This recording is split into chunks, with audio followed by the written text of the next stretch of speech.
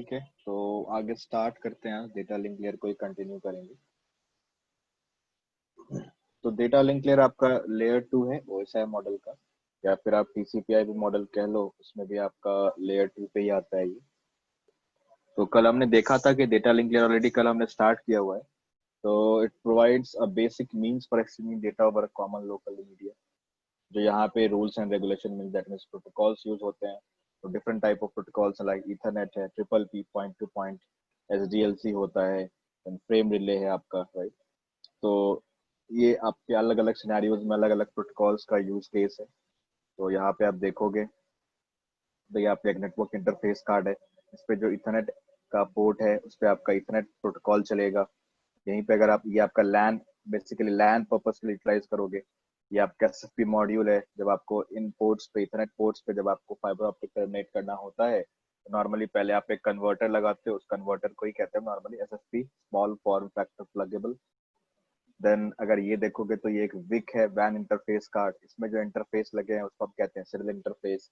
और serial interface पे normally जो प्रोटोकॉल्स रन होते हैं वो होते हैं आपके triple P, point to point, या फिर एसडीएलसी। ठीक है, तो ये एक टर्मिनल वाला सीरियल इंटरफेस है और ये दो टर्मिनल वाला सीरियल इंटरफेस। इसका नाम होता है Wick 2T।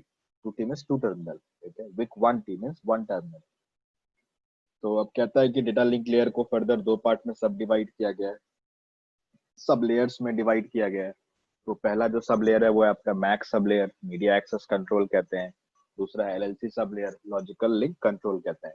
Then media access control MAC. अब मैक सब लेयर का काम क्या था? So it was used to provide physical addressing. Physical addressing मतलब फिजिकल एड्रेस को प्रोवाइड कराएगा। That means MAC address, Ethernet address, hardware address, जो भी कह लो आप, सेम ही चीज है।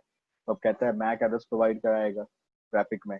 तो मैक एड्रेस के फिर अब 48 बिट्स का आपका मैक एड्रेस होता है। दैट इज उसको एक्सप्रेस करने के लिए हमें 12 हेक्साडेसिमल डिजिट्स को यूज करना होता है। अब 48 बिट्स मैक एड्रेस को एक्सप्रेस कैसे करते हो, कैसे उसको रीड करोगे? तो कहता है कि जो first half of MAC address, that means 48 bit को हाफ पार्ट में डिवाइड करो, 24 बिट्स, वो आपको उसको कहते हैं हम ओयूआई, ऑर्गेनाइजेशन यूनिक आइडेंटिफायर। और वो मिलता है आपको कहाँ से? IEEE से। बेसिकली ओयूआई क्या डिफाइन करता है? तो ओयूआई उस वेंडर का कोड होता है जिस वेंडर ने आपके नेटवर्क इंटरफेस कार्ड को मैन्युफैक्चर किया होता है। ठीक है, और उस वेंडर को कोड देता कौन है? तो IEEE जो ग्लोबल बॉडी है वो प्रोवाइड कराता है। देन कहता है कि सेकंड हाफ ऑफ मैक जो होता है वो उसको कहते हैं, उस पार्ट को कहते हैं वेंडर असाइन।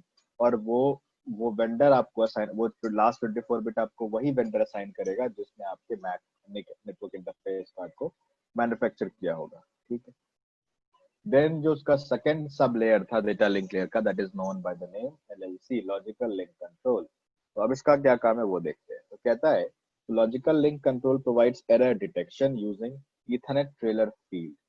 तो कहता है कि लॉजिकल लिंक कंट्रोल जो आपका सेकंड लेयर है, मतलब सेकंड पार्ट है डेटा लिंक लेयर का, वो आपको क्या प्रोवाइड कराएगा? एरर डिटेक्शन प्रोवाइड कराएगा एक फील्ड के हेल्प से। उसको हम कहते हैं इथरनेट ट्रेलर। तो आपको मैंने पहले भी बताया था कि जो आपका ट्रेलर वाला फील्ड है that is only added at data link layer. ये चीज आप ध्यान में रखोगे कि जो आपका डेटा लिंक लेयर ऐसा सिर्फ सिंगल ऐसा लेयर है जहां पे आपका ट्रेलर वाला फील्ड ऐड किया जाएगा। बाकी सारे लेयर्स पे आपका अगर एक्स्ट्रा कंट्रोल इन्फॉर्मेशन ऐड कर रहे हो, that will be added in the form of only headers. ठीक है, ट्रेलर का केवल आपका इस लेयर पे ही ऐड होता है, डेटा लिंक लेयर पे ही ऐड होता है। तो कहता है कि जो आपका इथरनेट ट्रेलर फील्ड है उसी को यूज करके आपका जो लॉजिकल लिंक कंट्रोल है वो क्या कराता है? आपका एरर डिटेक्शन कराता है। तो Ethernet trailer field call frame check sequence, FCS, it is 4 bytes in size. तो कहता है कि जो आपका लॉजिकल लिंक कंट्रोल है that will be used to provide error detection using a field known as Ethernet trailer. और उस field में जो वैल्यू होती है उसको हम क्या कहते हैं? फ्रेम चेक सीक्वेंस, FCS, जिसका साइज क्या होता है? 4 बाइट। मतलब इथरनेट टेलर एक फील्ड है, उस फील्ड में एक वैल्यू होती है, उस वैल्यू का नाम है फ्रेम चेक सीक्वेंस। उस वैल्यू की साइज होती है 4 बाइट और उस वैल्यू का काम क्या होता है? तो एरर डिटेक्शन कराना काम होता है।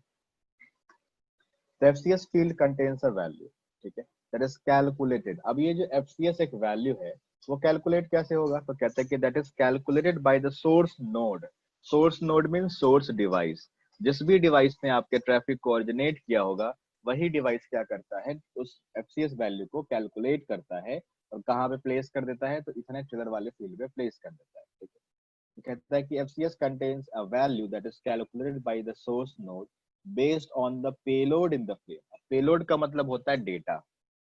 फ्रेम में क्या रख के जाओगे आप, डेटा लेके जाओगे। ऑब्वियसली हम यहाँ पे पास क्या कर रहे हैं, डेटा को ही तो फ्लो करा रहे हैं, एक्सचेंज कर रहे हैं। तो कहता है कि सोर्स डिवाइस जो भी होगा, उसको जो भी डेटा भेजना होगा रिसीवर को, उस डेटा के ऊपर क्या परफॉर्म करेगा, वो एक एल्गोरिदम रन करेगा। ठीक है, अब एल्गोरिदम रन करोगे किसी डेटा के ऊपर या इनपुट के ऊपर, तो उसको आपको क्या मिलेगा, आउटपुट मिलेगा। उसी आउटपुट को हम क्या करते हैं, एफ जो आपका इथरनेट टेलर वाला फील्ड है उसमें प्लेस कर देते हैं। डेटा के ऊपर आपने एल्गोरिदम रन किया, किसने करवाया, सोर्स डिवाइस ने करवाया। सोर्स डिवाइस को जो डेटा भेजना था उसके ऊपर एल्गोरिदम रन करवाया। उस एल्गोरिदम रन करने के बाद जो आउटपुट हमें मिलेगा उसको हम प्लेस कर देंगे इथरनेट टेलर वाले फील्ड में, और उसी वैल्यू को क्या नाम देते हैं हम, FCS, फ्रेम चेक सीक्वेंस, जिसका साइज होता है केवल 4 byte. This value is placed in Ethernet trailer of the frame. वही वैल्यू जो आप कैलकुलेट करके एल्गोरिदम को रन करा के जो वैल्यू आप निकालते हो, उसको कहाँ प्लेस कर देते हो, तो आप इथरनेट टेलर वाले फ्रेम में प्लेस कर देते हो। When the destination node receives the frame, अब पूरा का पूरा डेटा आपका इथरनेट टेलर वाला फील्ड सब लग के कहाँ पहुंचा, डेस्टिनेशन डिवाइस के पास।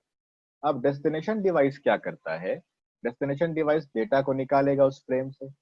उस डेस्टिनेशन डिवाइस क्या करेगा, डेटा को निकाला, उसके ऊपर क्या परफॉर्म किया, वापस से सेम एल्गोरिथम परफॉर्म किया, और क्या निकाल के ले आया, अपना एक आउटपुट निकाल के ले आया। अब दो ही पॉसिबिलिटी है, जो रिसीवर के एंड पे जो आउटपुट निकला वो या तो सेम होगा सेंडर ने जो आउटपुट भेजा उससे, या फिर सेम नहीं होगा, मतलब डिफरेंट होगा, राइट। तो अब समझना हमें ये है, बस तो हमें समझना ये है, when the destination node receives the frame, the FCS value is recalculated। Same चीज है। तो जब आपका डेस्टिनेशन डिवाइस पे वो डेटा पहुंचा, मतलब फ्रेम पहुंचा, तो फ्रेम में से आपने क्या निकाला, डेटा निकाला। उस डेटा के ऊपर वापस एल्गोरिदम कैलकुलेट किया आपने, एल्गोरिदम रन किया आपने, और क्या किया, एक आउटपुट कैलकुलेट कर दिया। वही आउटपुट को आप FCS कहते हो ना। अब जो रिसीवर के एंड पे FCS कैलकुलेट हुआ, उसको कंपेयर किया जाएगा जो सेंडर ने आउटपुट, जो सेंडर ने जो FCS भेजा था उससे। ठीक है, and compare with the FCS value included in the frame. जो फ्रेम में लग क्या है, किसने भेजा था FCS, तो सेंडर सोर्स डिवाइस ने भेजा था। दोनों को कंपेयर कर लो, मतलब रिसीवर ने जो FCS भेजा, उस रिसीवर ने जो FCS कैलकुलेट किया, उसको सेंडर ने जो FCS भेजा था उससे क्या कर दो, मैच करो, कंपेयर करो। अब कंपेयर करने पे दो ही आउटपुट आ सकते हैं, या तो सेम निकलेगा दोनों, या फिर दोनों डिफरेंट निकल के आएगा। If the two values are different and error is assumed, तो कहता है कि अगर दोनों वैल्यू सेम नहीं आया, अगर सेम आएगा तो कोई एरर नहीं माना जाएगा, आपके फ्रेम को एक्सेप्ट कर लिया जाएगा। अगर आपके दोनों FCS वैल्यू मैच नहीं करा, तो आप समझोगे कि an error is assumed and the frame is what, discarded और डिस्ट्रॉयड। ठीक है, तो एरर डिटेक्शन इस तरीके से आपका क्या करेगा, जो आपका LLC है, logical link control sub layer, वो आपका एरर डिटेक्शन परफॉर्म करता है डेटा के ऊपर यूजिंग FCS वैल्यू। ठीक है, अब अभी तक हमने ये पढ़ा बार बार कि हमारे पास डेटा होता है, उसके ऊपर हम एल्गोरिदम रन करते हैं। कौन सा एल्गोरिदम रन करते हैं, तो इस मैथमेटिकल एल्गोरिदम को हम कहते हैं CRC, cyclic redundancy check. A mathematical algorithm, CRC, cyclic redundancy check, is used for calculation of this value. Which value? FCS value. ठीक है, तो इसमें किसी को समझने में डाउट है, कैसे एरर चेक हो रहा है, पूछो। ओके, ठीक है, नेक्स्ट देखो। अब जो थर्ड फंक्शन है, पहला फंक्शन क्या था, फिजिकल एड्रेसिंग। दूसरा फंक्शन क्या था, एरर डिटेक्शन। तीसरा फंक्शन क्या है, फ्रेमिंग। और फ्रेमिंग कौन सा सब लेयर करेगा, तो मैक्स सब लेयर करता है, ब्रैकेट में लिखा है मैक्स। तो मैक्स सब लेयर परफॉर्म करेगा। तो कह रहा है कि framing is a process of converting the bits into bytes. Physical layer से जो डेटा आपको मिला, वो किस फॉर्मेट में मिला आपको, बिट्स के फॉर्मेट में। तो मान लो मल्टीपल बिट्स हैं आपके पास, तो आपने क्या किया, बिट्स का ग्रुपिंग कर लिया, और आपको पता है एक बाइट में 8 बिट्स आते हैं, तो आपने बाइट्स के फॉर्मेट में उसको ट्रांसफॉर्म किया, तो बिट्स को बाइट में कन्वर्ट किया, और मल्टीपल बाइट्स को आपने कंबाइन करके क्या बना दिया, फ्रेम में। ठीक है, तो कह रहा है कि framing is the process of converting the bits into byte and bytes into frame and vice versa. तो सिंपल सा लॉजिक है, वाइस वर्सा कहने का यहाँ क्या मतलब है, देखो। जब आपका फिजिकल लेयर से जब आपको जरा लिंक लेयर पे मिलेगा, मतलब फ्रॉम डाउन टू अप जब डेटा पास होता है, तो बिट्स को बाइट में कन्वर्ट करते हैं, बाइट्स को फ्रेम में। बट इसका रिवर्स प्रोसेस जब आपको टॉप टू बॉटम मिलता है, तो क्या मिलेगा, डेटा लिंक लेयर पे आपका डेटा फ्रेम के फॉर्मेट में प्रेजेंट है, अब आपको फिजिकल लेयर पे देना है, तो फ्रेम को आप उसको क्या करो, डीजनरेट करो, आप उसको तोड़ो किसमें, बाइट्स में, और बाइट्स को वापस किसमें तोड़ो, बिट्स में, देन आप किसको दे सकते हो, फिजिकल लेयर को पास कर सकते हो, क्योंकि फिजिकल लेयर केवल बिट्स के फॉर्मेट में ही डेटा को एक्सेप्ट करता है या एक्सचेंज करता है, ठीक है? इसलिए वाइस वर्सा वर्ड वहां पे यूज किया। Eight data link layer data is called frame. तो कहता है जैसे आपने फिजिकल लेयर पे डेटा को बिट्स के फॉर्मेट में पढ़ा था, वैसे ही डेटा लिंक लेयर पे जो आपका डेटा होता है वो फ्रेम के फॉर्मेट में होता है, ठीक है? तो अभी तक जो हमने देखा, डेटा लिंक लेयर के दो सब लेयर्स थे, एक मैक सब लेयर था, एक एलएलसी सब लेयर था, दोनों का अपना अपना काम है ना? तो कुछ काम डेटा लिंक लेयर का मैक सब लेयर परफॉर्म करता है और कुछ फंक्शन आपके एलएलसी सब लेयर कराते हैं। तो मेजरली आपके डेटा लिंक लेयर पे तीन ही फंक्शन है, पहला था आपका फिजिकल एड्रेसिंग, दूसरा था आपका एरर डिटेक्शन और तीसरा था आपका फ्रेमिंग, जिसमें से फिजिकल एड्रेसिंग और फ्रेमिंग आपका मैक सब लेयर परफॉर्म करेगा, और जो एरर डिटेक्शन था वो कौन परफॉर्म करता है, आपका एलएलसी सब लेयर परफॉर्म करता है। तो यहाँ पे देखोगे डेटा लेयर फंक्शंस में क्या लिखा है, physical addressing perform by the MAC sub layer, framing performed by the MAC sublayer and error detection is performed by the LLC sublayer, ठीक है? ये आपके डेटा लिंक लेयर के फंक्शंस थे। तो अब यहाँ पे देखो, ये है आपका data link layer OSI model में। तो जो आपका डेटा लिंक लेयर है और फिजिकल लेयर है, ये आपके डिवाइस के हार्डवेयर में ही क्या होता है, इनबिल्ट होता है, ठीक है? ओके, बाकी तो इन दोनों को हम कहते हैं हार्डवेयर लेयर्स। तो physical layer and data link layer they are known as hardware layers, ठीक है? और बाकी के जो आपके लेयर्स हैं, application, presentation, session, transport, network, they are implemented in the software of the device, ठीक है? ओके, ये आपका पीसी निक है, जिसको पीसीआई कहते हैं। Physical device devoted to the data link layer have both hardware and software component, ठीक है? ओके, नेक्स्ट देखते हैं यहाँ पे फ्रेम स्ट्रक्चर। अब हम बात कर रहे थे बार बार फ्रेम फ्रेम कह रहे थे, तो भाई फ्रेम होता कैसा है देखने में, जरा फ्रेम देखते हैं किस तरीके से दिखता है आपका। तो एमटीयू, अच्छा, फ्रेम स्ट्रक्चर में एक बहुत ही मेजर टर्म आता है, उसको हम कहते हैं एमटीयू, ठीक है? जैसे अभी आपने बोला ना कि डेटा हमारे पास आएगा तो उसके ऊपर सीआरसी एल्गोरिथम रन करेंगे, फिर आउटपुट निकल के आएगा, उसको हम एफसीएस कहेंगे, राइट? तो ये डेटा कहाँ स्टोर करते हो, फ्रेम में, मतलब डेटा तो आपका फ्रेम के फॉर्मेट में ही है। तो एक्चुअली में वहां पे कहता है कि एक डेटा को सेंड एंड रिसीव करने की कुछ लिमिट होती है, मतलब ऐसा नहीं कि आप 10 GB डेटा आपके पास आ रहे हैं फिर भी आप उसको करो रिसीव करो डेटा लिंक लेयर पे, 10 GB डेटा आपको भेजना है फिर भी आप भेज पा रहे, नहीं भेज पाओगे आप ऐसे, ठीक है? तो होता क्या है कि डेटा को सेंड और रिसीव करने की एक लिमिट होती है, किस लेयर पे, तो डेटा लिंक लेयर पे। उस लिमिट को ही हम कहते हैं क्या, MQ size, maximum transmission unit, मतलब मैक्स टू मैक्स एक डेटा का जो यूनिट है वो कितने अमाउंट ऑफ डेटा को आप रिसीव और ट्रांसमिट कर सकते हो एक फ्रेम में, उसको हम कहते हैं MTU size, maximum transmission unit. तो क्या कह रहा है देखो, MTU is the maximum amount of payload, payload मतलब क्या होता है, डेटा। तो कह रहा है कि it is the maximum amount of data that a single frame can carry, frame के फॉर्मेट में डेटा जाएगा आपका, तो एक फ्रेम में कितने बाइट्स ऑफ डेटा, अच्छा, MTU is defined in terms of bytes, मतलब डेटा का साइज यहाँ पे बाइट्स में डिफाइन होता है, केबी, एमबी, जीबी, पीबी में नहीं होता है, बाइट्स में होता है, ठीक है?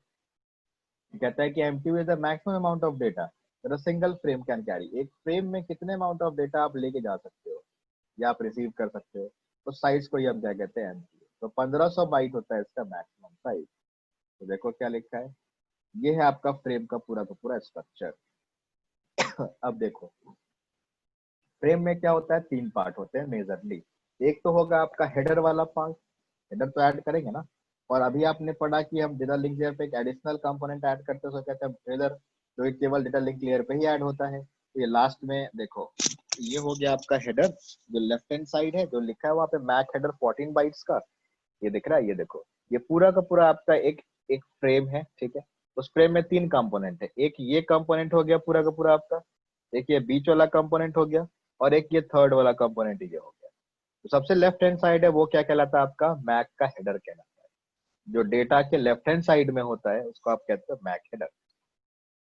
ये हो गया आपका डेटा, डेटा को आपने क्या कहा, पेलोड कहा, या फिर इसको कह लो आप एमटीयू साइज, एक ही बात है। और डेटा के राइट हैंड साइड में ये जो फील्ड है ये क्या कहलाता है, आपका ट्रिगर कहलाता है। अभी आपने पढ़ा था ना एफसीएस वैल्यू, जो आप इतने ट्रिगर वाले फील्ड में प्लेस करते हो उसकी साइज कितनी होती है, 4 बाइट्स लॉन्ग। तो यहाँ पे क्या लिखा है 4 बाइट्स। ये देखो ना, सीआरसी से जो चेकसम आप कैलकुलेट करते हो, साइक्लिक रिडंडेंसी चेक के थ्रू, इस एल्गोरिथम के थ्रू जो एफसीएस चेकसम कैलकुलेट करते हो, वो हम कहाँ प्लेस करते हैं, इतने ट्रिगर में प्लेस कर देते हैं जिसकी साइज होती है 4 बाइट्स। जो डेटा है हमारा पेलोड एमटीयू, उसकी मैक्स टू मैक्स साइज कितनी होती है 1500 बाइट्स। मिनिमम साइज कितनी होती है 46 बाइट्स। ठीक है, ओके। जो लेफ्ट हैंड में आते हैं इथरनेट हेडर, अब मैक हेडर कह लो, इथरनेट हेडर कह लो, बात एक ही है। तो कह रहा है कि हेडर में क्या क्या होता है, तो हेडर में होता है मैक एड्रेस। कौन सा मैक, डेस्टिनेशन मैक, जिसको हमें फ्रेम भेजना है, जिस भी डिवाइस को हमें फ्रेम भेजना है उसका मैक एड्रेस यहाँ रहेगा। अब क्या होता है मैक एड्रेस, हेक्साडेसिमल में होता है, तो 11 लिखा हुआ है। देन यहाँ पे क्या होता है source MAC address. Source MAC address क्या होता है, जो डिवाइस आपका फ्रेम भेज रहा है, डेटा भेज रहा है, उसका भी तो अपना कुछ मैक होगा, तो उसका मैक कहाँ लगाते हो, यहाँ पे लगाते हो। और देन थर्ड फील्ड क्या होता है ईथर टाइप। अब what is the significance of this field, ether type करता क्या है, तो अब समझो, मैं आपको बेसिक तरीके से बताता हूँ क्या इसका सिग्निफिकेंस है ईथर टाइप का। सपोज करो कि आपके पास मैंने क्या किया, 2 कार्टन बुक दिया आपको, मैंने 2 कार्टन मैंने बुक सप्लाई किया, ठीक है। मैंने इस कार्टन के ऊपर कोई लेबल नहीं लगाया, इसके ऊपर भी मैंने कोई लेबल नहीं लगाया। मैंने आपको सिंपल बोला कि मैं आपको सीसीएनए का बुक भेज रहा हूँ, और सपोज करो सीसीएनपी का बुक भेज रहा हूँ। मैं 2 बुक आपको भेज रहा हूँ, कौन से कार्टन में सीसीएनए का बुक है, कौन सा कार्टन में सीसीएनपी का बुक है, ये मैंने कार्टन के ऊपर कोई लेबल नहीं लगाया। अब कैसे आइडेंटिफाई करोगे कि सीसीएनए वाला डेटा बेसिकली जो बुक है वो किस कार्टन के अंदर है, और जो सीसीएनपी वाला बुक है वो किस कार्टन के अंदर है, विदाउट एनी लेबल। तो आपको क्या करना पड़ेगा, मैं सेंडर था, मैंने डेटा को भेजा, आप रिसीवर हो, आपके पास दोनों डेटा मिल गया। अब आपको यही नहीं मालूम है कि डेटा है, कौन सा डेटा किस में स्टोर्ड है, किस पार्ट में स्टोर्ड है। तो आप क्या करोगे, इस कार्टन को ओपन करोगे, देखोगे एक बुक निकाल के कि अच्छा इसमें तो सीसीएनपी का बुक पड़ा हुआ है, तब जाके आपको समझ में आएगा ना, हाँ सीसीएनपी का बुक है। तो क्या कर दोगे, वापस से आप इसको पैक कर दोगे। सिमिलर वे में इसको ओपन करोगे, देखोगे अच्छा इसमें तो सीसीएनए का बुक है, तो वापस आप इस पे लिख दोगे खुद से सीसीएनए, और इसको पैक कर दोगे वापस से, जैसे आपको आगे भेजना था। तो मतलब अगर हम डेटा के ऊपर, अगर हम मतलब किस प्रोटोकॉल का डेटा है, अगर वो हम नहीं जानते हैं, तो हमें क्या करना होगा, हमें डेटा को पहले ओपन करना होगा, तभी हम समझ पाएंगे कि उस कवर के अंदर जो डेटा प्रेजेंट था वो किस प्रोटोकॉल का डेटा है। सिंपल सा लॉजिक है। यहाँ जो आप पेलोड रख रहे हो, डेटा रख रहे हो, किसी न किसी प्रोटोकॉल का डेटा होगा। मान लो आईपी प्रोटोकॉल का डेटा है, या फिर एआरपी प्रोटोकॉल का डेटा है। कौन से प्रोटोकॉल का डेटा है, ये तो पैक्ड है ना पूरा, इसके ऊपर हेडर लगा हुआ है, एक कवरिंग इधर है, एक कवरिंग इधर है। अगर मैं इस फील्ड में कौन से प्रोटोकॉल का डेटा है ये मैं लेबल नहीं लगाऊंगा, तो क्या होगा, जिस डिवाइस को ये फ्रेम मिलेगा उसको पहले इसको ओपन करना पड़ेगा, देखेगा अच्छा डेटा आईपी प्रोटोकॉल का, वापस से पैक करके और आगे क्या कर देगा, फॉरवर्ड कर देगा।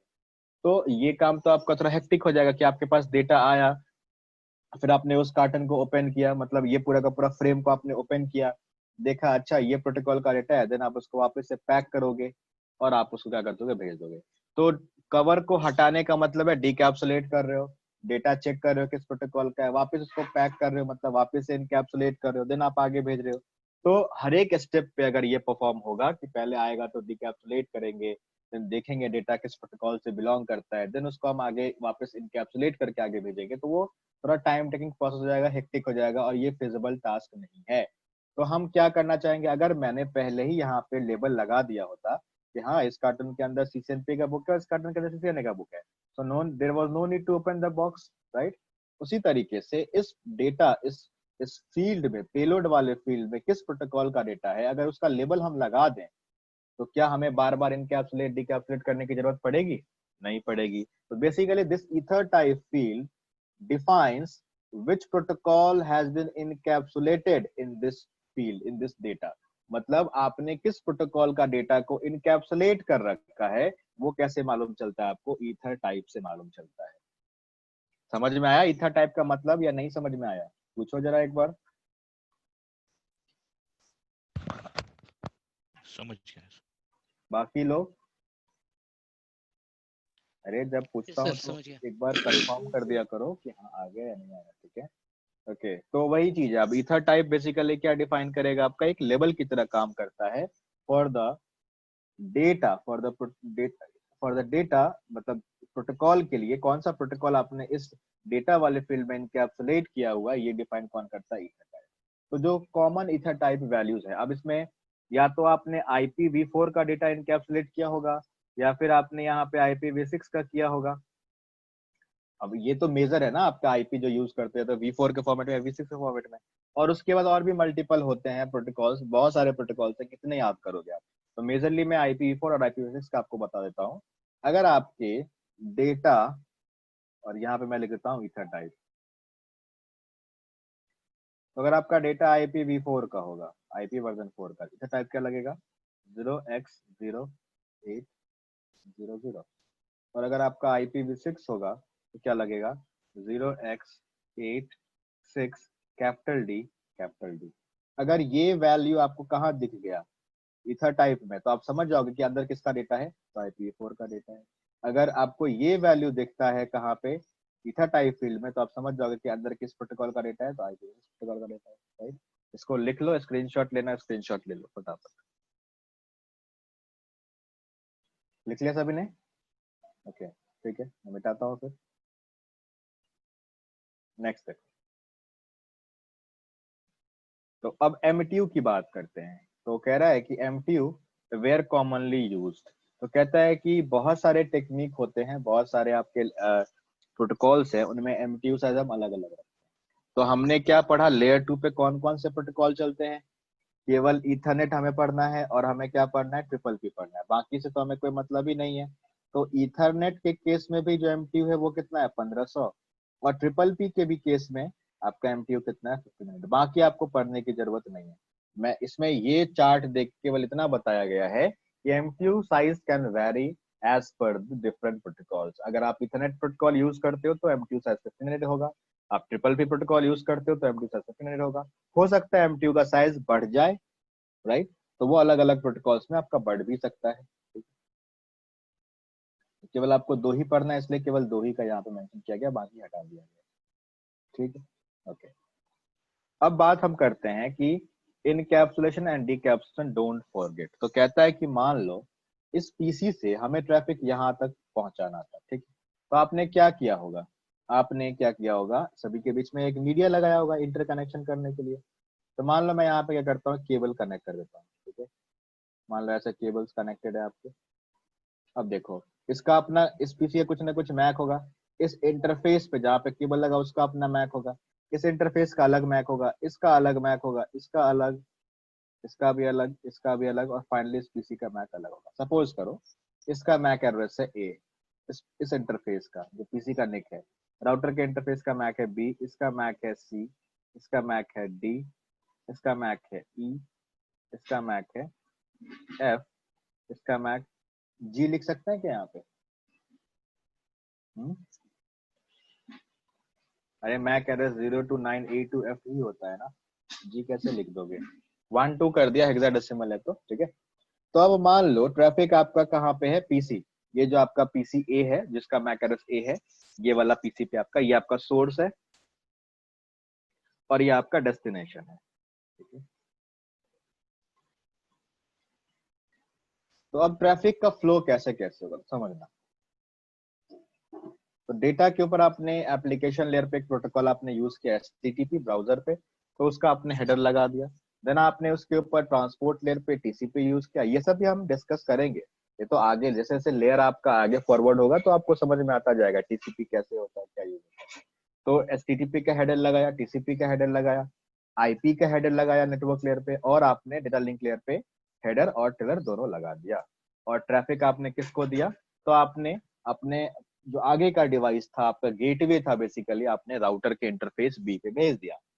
अब वो, अच्छा इसमें अगर मैं बात करूं तो अलग अलग आईपीस भी होंगे, अलग अलग मैक, अरे पीसी का आईपी अलग होगा, राउटर के इस इंटरफेस का आईपी अलग होगा, यहाँ पे आईपी अलग होगा।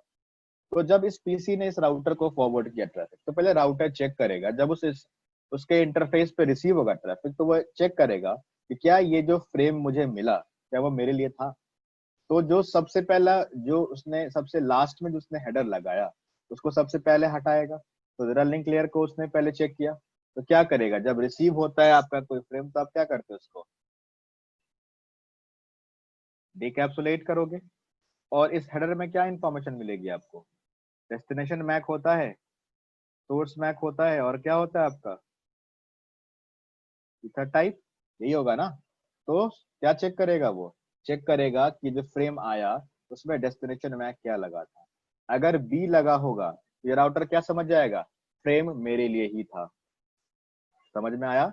तब जाके वो क्या करेगा? इसको डिकैप्सुलेट करेगा। ये तो हो गया ना काम, ये चेक कर लिया डेस्टिनेशन मैक मैच कर गया तो एक्सेप्ट कर लिया इसने फ्रेम। अब उसने देखा कि इसमें क्या लगा हुआ इथर टाइप। तो मान लो अभी फिलहाल हम आईपी की बात करते हैं, तो 0x0800 लगा हुआ था। हेडर में ही मालूम चल जाएगा ना। तो उसने क्या देखा, अरे इसका मतलब तो होता है कि अंदर जो प्रोटोकॉल है वो IPv4 है।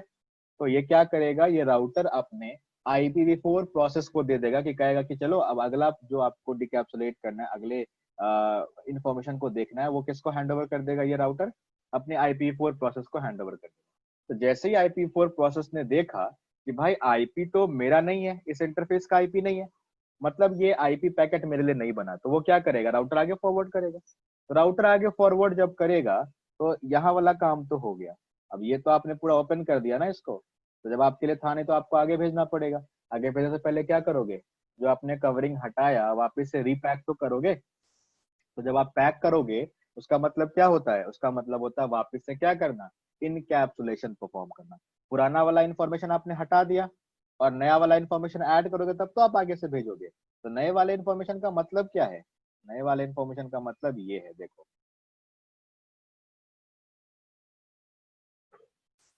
तो मान लो आपने यहाँ पे काम खत्म किया, अब आपको यहाँ से आगे फॉरवर्ड करना है।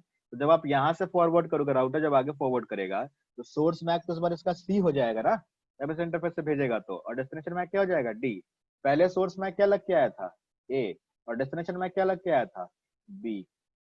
तब तो इस राउटर ने एक्सेप्ट किया। बट जब राउटर आगे भेजेगा तो सोर्स मैक क्या लगाएगा? सी। और डेस्टिनेशन मैक क्या लगाएगा? डी। ये नया इंफॉर्मेशन लगाने के लिए उसे क्या करना पड़ेगा? पुराने वाले हेडर को हटाना पड़ेगा और नए तरीके से हेडर को वापस से लगाना पड़ेगा। तो हम कहते हैं इनकैप्सुलेशन डिकैप्सुलेशन हर एक इंटरफेस पे आपका परफॉर्म होता रहता है। देखो, यहाँ पे ट्रैफिक पहुंचा, इस राउटर ने क्या किया? ऐसा कुछ दिखा इस राउटर को अंदर अंदर। अब ये बार बार नहीं लिखने से अच्छा है डायरेक्टली आप लिख दो कि ये पूरा का पूरा आईपी पैकेट है आपका, ठीक है? ये पूरा का पूरा आईपी पैकेट कहलाता है। तो राउटर पे आया, राउटर ने पुराने वाले को हटा दिया और आगे फॉरवर्ड करने से पहले उसने क्या किया? नया इंफॉर्मेशन वापस से लगाया। उसमें क्या लगाया होगा? तो उसमें लगाया होगा इसने सोर्स मैक सी और डेस्टिनेशन मैक डी आगे वाले राउटर का। और उसने क्या किया? इस ट्रैफिक को, फ्रेम को आगे अगले राउटर पे पास कर दिया। अब ये राउटर आएगा वापस से सेटर को चेक करेगा, डेस्टिनेशन मैक डी था, अच्छा मेरे लिए ही है। फिर वो आईपी पैकेट चेक करेगा, आईपी मैच नहीं करेगा तो वो देखेगा ये वाला पैकेट मेरे लिए नहीं है, मतलब मुझे आगे फॉरवर्ड करना पड़ेगा। आगे फॉरवर्ड करने के लिए उसको अपना source MAC destination MAC change करना पड़ेगा। इस बार सोर्स मैक क्या लगाएगा? ई। और डेस्टिनेशन मैक क्या लगाएगा? एफ। तो देखो, पुराने वाले हेडर को वापस से जब यहाँ पे पहुंचा, यहाँ पे ऐसा कुछ दिखा, इसने पुराना हेडर को हटा दिया, नया हेडर वापस से लगाया। उस नए हेडर में क्या क्या इन्फॉर्मेशन लगाया होगा? सोर्स मैक ई और डेस्टिनेशन मैक एफ लगाया होगा। और उसने क्या किया? पैकेट को आगे फॉरवर्ड किया। जब इस राउटर पे पहुंचा, इस राउटर ने भी पुराने हेडर को हटाया, हटाया पुराने हेडर को, देन नया हेडर लगाया और कहाँ पास किया? पीसी के पास। अब डेस्टिनेशन तो यही था ना, उसका मैक भी मैच करेगा और डेस्टिनेशन आईपी भी मैच करेगा। तो इसको ऐसा कुछ दिखा, इसने क्या किया? सबसे बाद में जो हेडर लगा था उसको सबसे पहले हटाएगा, हटा दिया क्योंकि मैच कर गया। आईपी पैकेट इसने ओपन किया, भाई देखा कि ये तो आईपी मेरा ही है, मतलब ये पैकेट भी मेरे लिए ही था। देन उसने टीसीपी हेडर हटाया, एचटीटीपी हेडर हटाया और डेटा इसको फाइनली मिल जाएगा। मतलब आप पीसी टू पीसी भेजो ट्रैफिक या पीसी टू राउटर भेजो, राउटर टू राउटर भेजो, किसी भी कंडीशन में अगर आपका पैकेट या फ्रेम अलग अलग डिवाइस से होके पास करता है तो हर एक पॉइंट पे आपका क्या होता है? इनकैप्सुलेशन और डिकैप्सुलेशन परफॉर्म होता है। तो आपको ध्यान क्या रखना है? आपको ध्यान ये रखना है इस चीज से, इस टॉपिक से हमें ये समझना है कि इनकैप्सुलेशन और डिकैप्सुलेशन में केवल लेयर 2 का एड्रेस चेंज होता है, लेयर 3 का एड्रेस कभी भी चेंज नहीं होता। क्या आपने देखा कहीं पे भी आईपी का एड्रेस चेंज होते हुए? नहीं। केवल हमने क्या हटाया और क्या लगाया? तो डेटा लिंक लेयर का पुराना हेडर हटाया और डेटा लिंक लेयर का ही नया हेडर हमने क्या किया? वापस से ऐड किया। तो ये आपको क्या करना है? ध्यान देना है, ठीक है? सिमरन, हाँ सर ये बताओ। अब जो आपने जो ABCD, ये नोट्स है राइट, फॉर नहीं सोर्स नहीं, एंड डेस्टिनेशन के। वो मैक एड्रेसेस थे। पीसी का मैक लेकिन अलग होगा, राउटर के अलग नहीं, अलग इंटरफेस का मैक अलग होगा। वो नोड का अच्छा मत, नाम नहीं है, वो मैक एड्रेस मैंने ऐसे एग्जांपल के लिए मेंशन किया था। देखो, ये जो केबल्स आप लगाओगे, हाँ जी।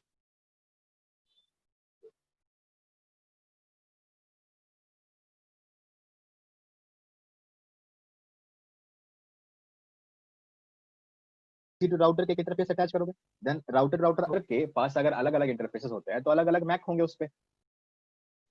नहीं समझ तो में आ रहा? मतलब एक ए का एक मैक एड्रेस होगा, अगर हमारे पास एक राउटर है तो हम्म। एक पीसी एक राउटर है, ए पीसी टू राउटर एक मैक एड्रेस होगा, and destination to another PC एक मैक एड्रेस होगा, मतलब एक राउटर के पास दो मैक एड्रेस होगा। मुझे ऐसा समझ आ रहा है, I am sorry if I am wrong. नहीं नहीं नहीं, ऐसा नहीं होता। देखो, मान लो कि ऐसा कुछ कनेक्ट कर दिया, ये पीसी का अपना अलग निक होगा जहां पे ये केबल आप अटैच करोगे RJ45, तो उस निक पे एक मैक एड्रेस होगा ना, हाँ जी। राइट? हाँ अब जी। ये राउटर का जो इंटरफेस है, यहाँ भी आप RJ45 ही पोर्ट यूज करते हो, हाँ जी, यस। ये भी तो एक निक होगा, नेटवर्क इंटरफेस कार्ड लगा होगा राउटर पे, उस पे भी तो एक ओके, मैक हाँ एड्रेस हाँ। होगा। आया समझ हाँ में? तो ये वही हाँ जी। लिखा है, हाँ ये जी। ये पीसी के निक पे अटैच मैक है, और ये राउटर के इस इंटरफेस पे अटैच मैक एड्रेस है। देन ये वाला मैक राउटर के अलग इंटरफेस का है, ये वाला मैक इस ओके राउटर का इंटरफेस का है, राइट? इस तरीके से मैंने बस एग्जांपल के लिए लिखा हुआ था। Okay okay okay sir, got it got it. हाँ, ठीक है, तो ठीक है। थोड़ी कंफ्यूज हो गई थी। हाँ, हाँ हाँ, थैंक कोई यू। दिक्कत नहीं, ठीक है। तो इस तरीके से आपको यहाँ पे क्या ध्यान रखना है, ध्यान ये रखना है कि जब भी कभी आप इनकैप्सुलेशन डीकैप्सुलेशन परफॉर्म करते हो डिवाइसेस के बीच में, तो केवल आपका लेयर 2 का एड्रेस चेंज किया जाता है। लेयर 2 का एड्रेस पहले आप स्ट्रिप आउट करोगे, फिर नया एड्रेस ऐड करोगे, राइट? कभी भी लेयर 3 का address from source to destination कभी भी इंटरमीडिएट चेंज नहीं किया जाता। वो केवल सोर्स पे जो लग गया, सोर्स और डेस्टिनेशन आईपी, वही कैरी होके कहां तक जाएगा, डेस्टिनेशन तक जाएगा। बट जो मैक एड्रेस आपके हर एक इंटरफेस पे क्या होता रहता है, जब भी इंटरफेस क्रॉस करोगे तो आपको मैक एड्रेस की entry, that means data link layer का जो इंफॉर्मेशन है, वो पुराने वाले को हटा के नया वाला इंफॉर्मेशन आपको लगाना ही पड़ेगा। ठीक है, यह आपको बात ध्यान में रखना है। तो आगे देखो क्या लिखा है। अब थोड़ा बात करते हैं लीज लाइन कॉन्सेप्ट। अब हम लीज लाइन कहाँ पे यूटिलाइज करते हैं? नॉर्मली वैन इंटरफेस पे यूज करते हैं, वैन करने के लिए यूटिलाइज करते हैं।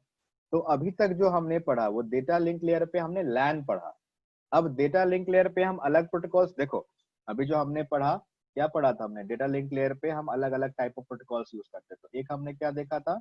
Ethernet, that is use in LAN networks.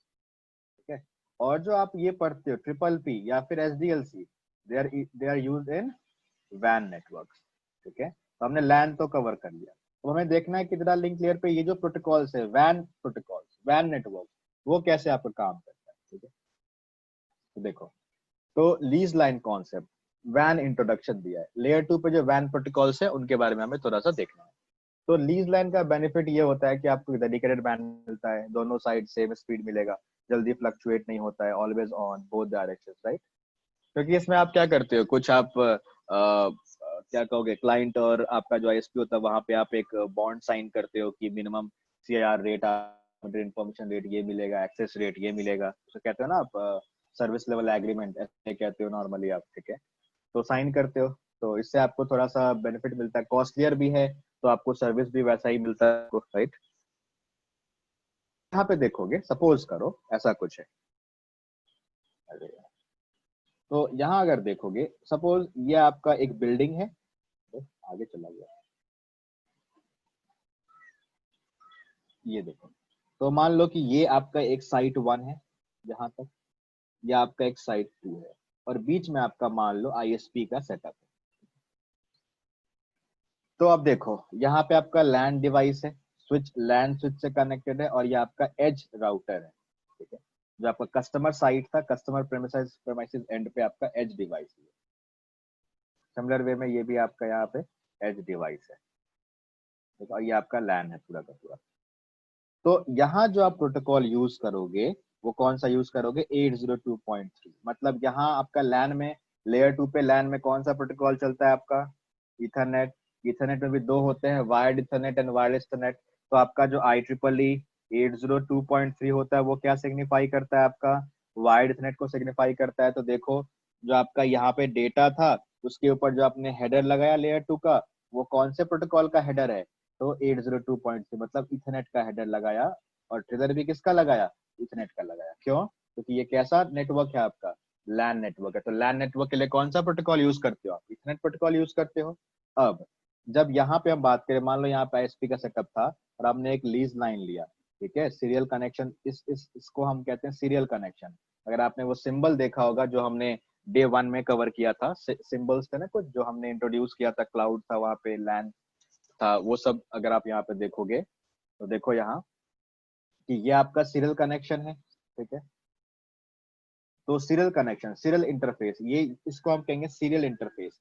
ये कौन सा इंटरफेस है आपका? Ethernet interface. ये कौन सा इंटरफेस है आपका? Serial interface. और सीरियल इंटरफेस पे जो हम प्रोटोकॉल रन करते हैं बाय डिफॉल्ट, वो क्या चलता रहता है आपका? एसडीएलसी। और एसडीएलसी को हम चेंज किस में कर सकते हैं? ट्रिपल पी में चेंज कर सकते हैं। मतलब मेजरली आपके पास जो दो ऑप्शन मिलते हैं वैन इंटरफेस पे रन करने के, वो क्या मिलते हैं आपको? एसडीएलसी एंड आपको क्या मिलते हैं? ट्रिपल पी मिलते हैं। तो वैन, अब ये देखो यहाँ पे बाय डिफॉल्ट मैंने क्या बोला? एसडीएलसी चलता रहता है आपका। यहाँ पे आप देखोगे तो कौन सा प्रोटोकॉल का हेडर लगा? लेयर 2 का ही हेडर, बट किस प्रोटोकॉल का? एसडीएलसी का हेडर। और ट्रिगर भी किसका लगा? एसडीएलसी का ही ट्रिगर लगा, राइट। अब देखो यहाँ पे आपका वैन नेटवर्क था, वापस जब यहाँ से जाएगा एज के बाद ही तो वापस लैन में कन्वर्ट होगा ना। तो अब यहाँ पे देखो इस इंटरफेस पे चल रहा था आपका ये एसडीएलसी या ट्रिपल पी। अब इस इंटरफेस पे अगर देखोगे तो ये कैसा इंटरफेस है आपका? इथरनेट इंटरफेस है। और इथरनेट पे कौन सा प्रोटोकॉल आपका चलता है? नॉर्मल इथरनेट प्रोटोकॉल ही चलता है। तो यहाँ पे देखो वापस से क्या लगा आपका? आई ट्रिपल का 802 पॉइंट का हेडर और 802.3 का ट्रिगर। तो जिस टाइप का भी आपका लेयर 2 पे नेटवर्क रहेगा, अकॉर्डिंगली आपका क्या होगा? लेयर 2 के प्रोटोकॉल्स आपके यूटिलाइज किए जाएंगे। अगर आपका लैन नेटवर्क होगा तो इथरनेट लगेगा, वैन नेटवर्क, वैन इंटरफेस होगा तो क्या लगेगा आपका? एचडीएलसी बाय डिफॉल्ट चलेगा, या फिर आप उसको चाहो तो चेंज कर सकते हो ट्रिपल पी पे, ठीक है। ओके, अगर और इसको थोड़ा देखें इसका सेटअप कैसे होता है, तो ये देखो ये आपका एक बिल्डिंग है, मान लो पुणे में है ये बिल्डिंग आपका। अरे यार, ठीक है। तो ये जो आपका मान लो सेटअप है बिल्डिंग 1, ये आपका पुणे लोकेशन पे है। और ये मान लो आपका, मान लो मुंबई लोकेशन पे है। मान लो सपोज कर लो 1000 माइल का गैप है दोनों के बीच में। तो ये पूरा का पूरा आपका क्या है? लैन सेटअप है। तो यहाँ पे कौन सा प्रोटोकॉल चल रहा होगा आपका? इथरनेट। ये भी एक आपका लैन सेटअप है, यहाँ पे क्या चल रहा होगा आपका? इथरनेट चल रहा होगा। अब ये पूरा का पूरा क्या आपका? यहाँ पे कौन सा केबल रन कर रहा होगा? 1000 माइल्स का डिस्टेंस है, तो ऑब्वियसली हम कौन सा यहाँ पे केबल टाइप प्रेफर करेंगे? Optic fibre will be preferred, right. अब ऑप्टिक फाइबर अगर आप यूज करते हो तो क्या सारा का सारा केबल हम क्या अबव लैंड लेके जाते हैं क्या? अगर आप कभी देखोगे पुणे में जो पेवमेंट बने होते हैं वहां पे एक बोर्ड लगा होता है, एमएनजीएल गैस पाइपलाइन या फिर ओएफसी लगा लिखा होता है, अगर आपने देखा होगा तो। सीमेंटेड एक थोड़ा सा आपका होर्डिंग टाइप होता है सीमेंट का बना हुआ, उस पर लिखा होता है ओएफसी। ओएफसी का मतलब क्या होता है? ऑप्टिक फाइबर केबल यहाँ से क्रॉस होकर गया है। वो क्यों लगाते हैं? वो इसलिए लगाते हैं कभी बुलडोजर ये आपका जब भी डिगिंग होता है तो वो तार कटे नहीं, ऑप्टिक फाइबर कट नहीं हो जाए, इसलिए वो प्रिकॉशन वे में वो क्या करते हैं, वहां पे ओएफसी का बोर्ड लगा देते हैं, ठीक है। तो मतलब 1000 माइल्स तो कम डिस्टेंस नहीं हुआ। तो आप क्या करते हो, इसमें कुछ केबल्स आपके मतलब आपके अंडरग्राउंड केबल्स भी होंगे, कुछ आपके ओवरग्राउंड केबल्स भी होंगे, राइट। तो ये आपका ये जो दिख रहा है यहाँ पे आपका ऑप्टिक फाइबर यहाँ पे गया हुआ है 1000 माइल्स को कवर करने। ठीक। अब देखो नेक्स्ट यहाँ पे, तो देखो अब कनेक्शन कैसे लेते हो आप इंटरनेट का। तो ये आपका कस्टमर साइट 1 है, ये आपका कस्टमर साइट 2 है। ये आपका एज राउटर है जहाँ पे आपका इंटरनेट वाली केबल आएगी। इंटरनेट वाली केबल मतलब जो आप इंटरनेट कनेक्ट करने के लिए आप ब्रॉडबैंड कनेक्शन लो या फिर लीज लाइन लो, जैसा भी लो आप। सिमिलरली ये इसका एज राउटर है, यहाँ पे केबल आया हुआ है। ये केबल कैसा है आपका? ओवरग्राउंड केबल है। अरे कुछ तो आपको ओवरग्राउंड, अब राउटर को जमीन के अंदर थोड़ी डाल दोगे जो कि अंडरग्राउंड से कनेक्ट हो जाए, नहीं करोगे ऐसा। ये रैक में लगे होंगे। तो कुछ केबल आपके ओवरग्राउंड है, ठीक है। और कुछ केबल आपके टेलको मतलब बेसिकली आईएसपी, ठीक है। और कुछ केबल आपके कैसे जा रहे हैं? अंडरग्राउंड जा रहे हैं, ठीक है। तो अब इतने 1000 माइल्स को कवर करने के लिए obviously majority of the cables will be underground और some part of cable will be overground. इस तरीके से आपका सेटअप होता है। अब यही चीज आप देखो कि अब यहाँ पे मुझे अगर सेटअप दिखाना होगा कि ये स्विच यहाँ पे लगा हुआ है, स्विच से केबल कुछ जा रही है आपके एज राउटर पे, इस साइड के स्विच से केबल जा रही है एज राउटर पे, और इनके बीच में भी कनेक्टिविटी है यहाँ पे लगी हुई अंडरग्राउंड। ये बार बार अगर मुझे ये डायग्राम आईएसपी का बनाना पड़े तो क्या ये फिजिबल होगा? नहीं होगा। तो हम सिंपली क्या पता है कैसे करेंगे, बीच में हम क्या लगा देंगे, क्लाउड, और एक केबल क्लाउड में इधर, एक क्लाउड इधर। इससे मालूम ही चलता है कि अंदर आपका आईएसपी का सेटअप है, और सेटअप पे हमें फोकस करने की जरूरत नहीं है। ठीक है, क्योंकि वो बहुत, आपको पता है आईएसपी का नेटवर्क तो छोटा मोटा होता नहीं है ना। तो ये देखो, तो क्या कह रहा है, आप सिंपली आपने अपना एज राउटर दिखाया, आपने यहाँ पे दूसरे साइड का एज राउटर दिखाया, और बीच में टेल्को को, टेल्को मतलब टेलीकम्युनिकेशन, बेसिकली आईएसपी का पहला वर्ड हम लोग पहले यूज करते थे टेल्को। तो यहाँ पे दिखाने के लिए हम सिंपल क्लाउड दिखाते हैं, और यहाँ से हम क्या दिखाते हैं, कनेक्टिविटी बनी हुई है। ठीक है, अब इस टेल्को यहाँ तक, यहाँ से यहाँ तक में क्या यूज कर रहे हो आप, लॉन्ग केबल्स यूज करो, can be several miles long. और इस डिवाइस से इस डिवाइस पे शॉर्ट केबल्स जाएंगे, तो क्या लिखा है यहाँ पे, short cables only less than 50 feet. अरे ये जो था ना आपका स्विच जो लगा हुआ था, ये यहाँ पे देखो, ये आपका क्या है, शॉर्ट केबल से, शॉर्ट केबल से, और यहाँ से यहाँ आपका क्या है, मेजोरिटी ऑफ द केबल्स आपके अंडरग्राउंड है, तो लॉन्ग केबल यहाँ पे लगे होंगे। ओके, तो अब ये एक डिवाइस का यहाँ पे नाम दिया गया सीएसयू। तो सीएसयू का फुल फॉर्म बेसिकली होता है चैनल सर्विस यूनिट। ठीक है, चैनल सर्विस यूनिट। अब क्या है ये तो समझो। तो पहले क्या होता था कि जब आपके आईएसपी से कनेक्टिविटी आती थी, तो आईएसपी से कनेक्टिविटी डायरेक्टली हम राउटर पे टर्मिनेट नहीं करते, जैसे क्या आज के टाइम में हम करते हैं, डायरेक्टली राउटर पे टर्मिनेट कर दो या फायरवॉल पे टर्मिनेट कर दो, तो ऐसा हम नहीं करेंगे। ठीक है, हम क्या करते थे, पहले हम एक डेडिकेटेड हार्डवेयर डिवाइस यूज करते थे जिसका नाम था CSU DSU, channel service unit, data service unit. ठीक है, बट आज के टाइम में इस डिवाइस का कोई ऐसा सच कोई पर्पस नहीं है, ये हार्डवेयर डिवाइस आज के टाइम में हम यूज नहीं करते हैं। ठीक है? तो सेटअप देखो, पुराने जमाने का सेटअप कैसा था। ये दिख रहा है आपको, लैन केबल आया, लैन केबल में क्या लिखा है, RJ45 कनेक्टर है टू टेल्को डिमार्क, मतलब ये जो पॉइंट है आपका, वो आपके आईएसपी के लिए क्या है, डिमार्केशन पॉइंट। अब डिमार्केशन पॉइंट क्या होता है, तो डिमार्केशन पॉइंट आपके कस्टमर एंड पे होता है, जहां तक आईएसपी की रिस्पॉन्सिबिलिटी केवल होती है। मतलब इस इंटरफेस पे जब आपने RJ45 पोर्ट लगाया, केबल लगाया, तो यहाँ पे एक आईपी एड्रेस कॉन्फ़िगर करोगे। अब अगर आईएसपी बैठ के, आईएसपी अपने एंड से अगर इस आईपी को पिंग कर पा रहा है, मतलब उसका इंटरनेट कनेक्शन प्रॉपरली वर्क कर रहा है। अगर इस डिवाइस के बियॉन्ड अगर कोई कनेक्टिविटी प्रॉब्लम आ रही है, तो वो आपके कंपनी की प्रॉब्लम है, आईएसपी की प्रॉब्लम नहीं है। मान लो आपके फोन में या आपके लैपटॉप में अगर आईपी नहीं मिलती है, तो क्या आप आईएसपी के बंदे को कॉल करते हो? क्या वो आएगा भी इस काम के लिए? नहीं आएगा। हाँ, बट आप ये कहोगे कि ठीक है मेरा इंटरनेट ही नहीं आ रहा, तो भले ही वो आ सकता है। ठीक है, तो ये जो टेल्को डिमार्क होता है, डिमार्क मतलब होता है डिमार्केशन पॉइंट। तो डिमार्केशन पॉइंट आपके कस्टमर एंड के डिवाइस पे वो इंटरफेस होता है जहां तक आपकी आईएसपी की जो क्या कहोगे आप, उसकी रिस्पॉन्सिबिलिटी है वो एंड हो जाती है। इसके बियॉन्ड अगर कोई, इस इंटरफेस के बियॉन्ड अगर सिक्योरिटी की प्रॉब्लम है, कनेक्टिविटी प्रॉब्लम है, तो वो आपकी प्रॉब्लम है, आपका नेटवर्क इंटरनल हैंडल करेगा, नेटवर्क एडमिन देखेगा। यहाँ तक अगर पिंग नहीं हो पा रहा, तो वो आईएसपी की प्रॉब्लम है, वो आके देख के जाएगा। तो टेल्को डिमार्क तक आपने लगाया। ये जो डिवाइस है आपका, एक डेडिकेटेड हार्डवेयर डिवाइस, इसको कहते हैं हम सीएसयू डीएसयू। अब ये क्या है, तो इस पे एक इथरनेट पोर्ट है, मतलब लैन पोर्ट है, और एक क्या है यहाँ पे लगा हुआ वैन पोर्ट है, इसको सीरियल पोर्ट कहते थे हम। और ये जो केबल आपको दिख रहा है, इसको हम कहते हैं सीरियल केबल। ठीक है, तो सीएसयू डीएसयू से सीरियल केबल निकला और कहाँ पे गया, आपके राउटर के वैन इंटरफेस पे। और ये जो आपका इंटरफेस है, वैन इंटरफेस, यहाँ पे कौन सा प्रोटोकॉल चल रहा होगा बाय डिफॉल्ट, HDLC चल रहा होगा। वही है ना वैन प्रोटोकॉल जिसको आप पढ़ते हो। तो ये रहा।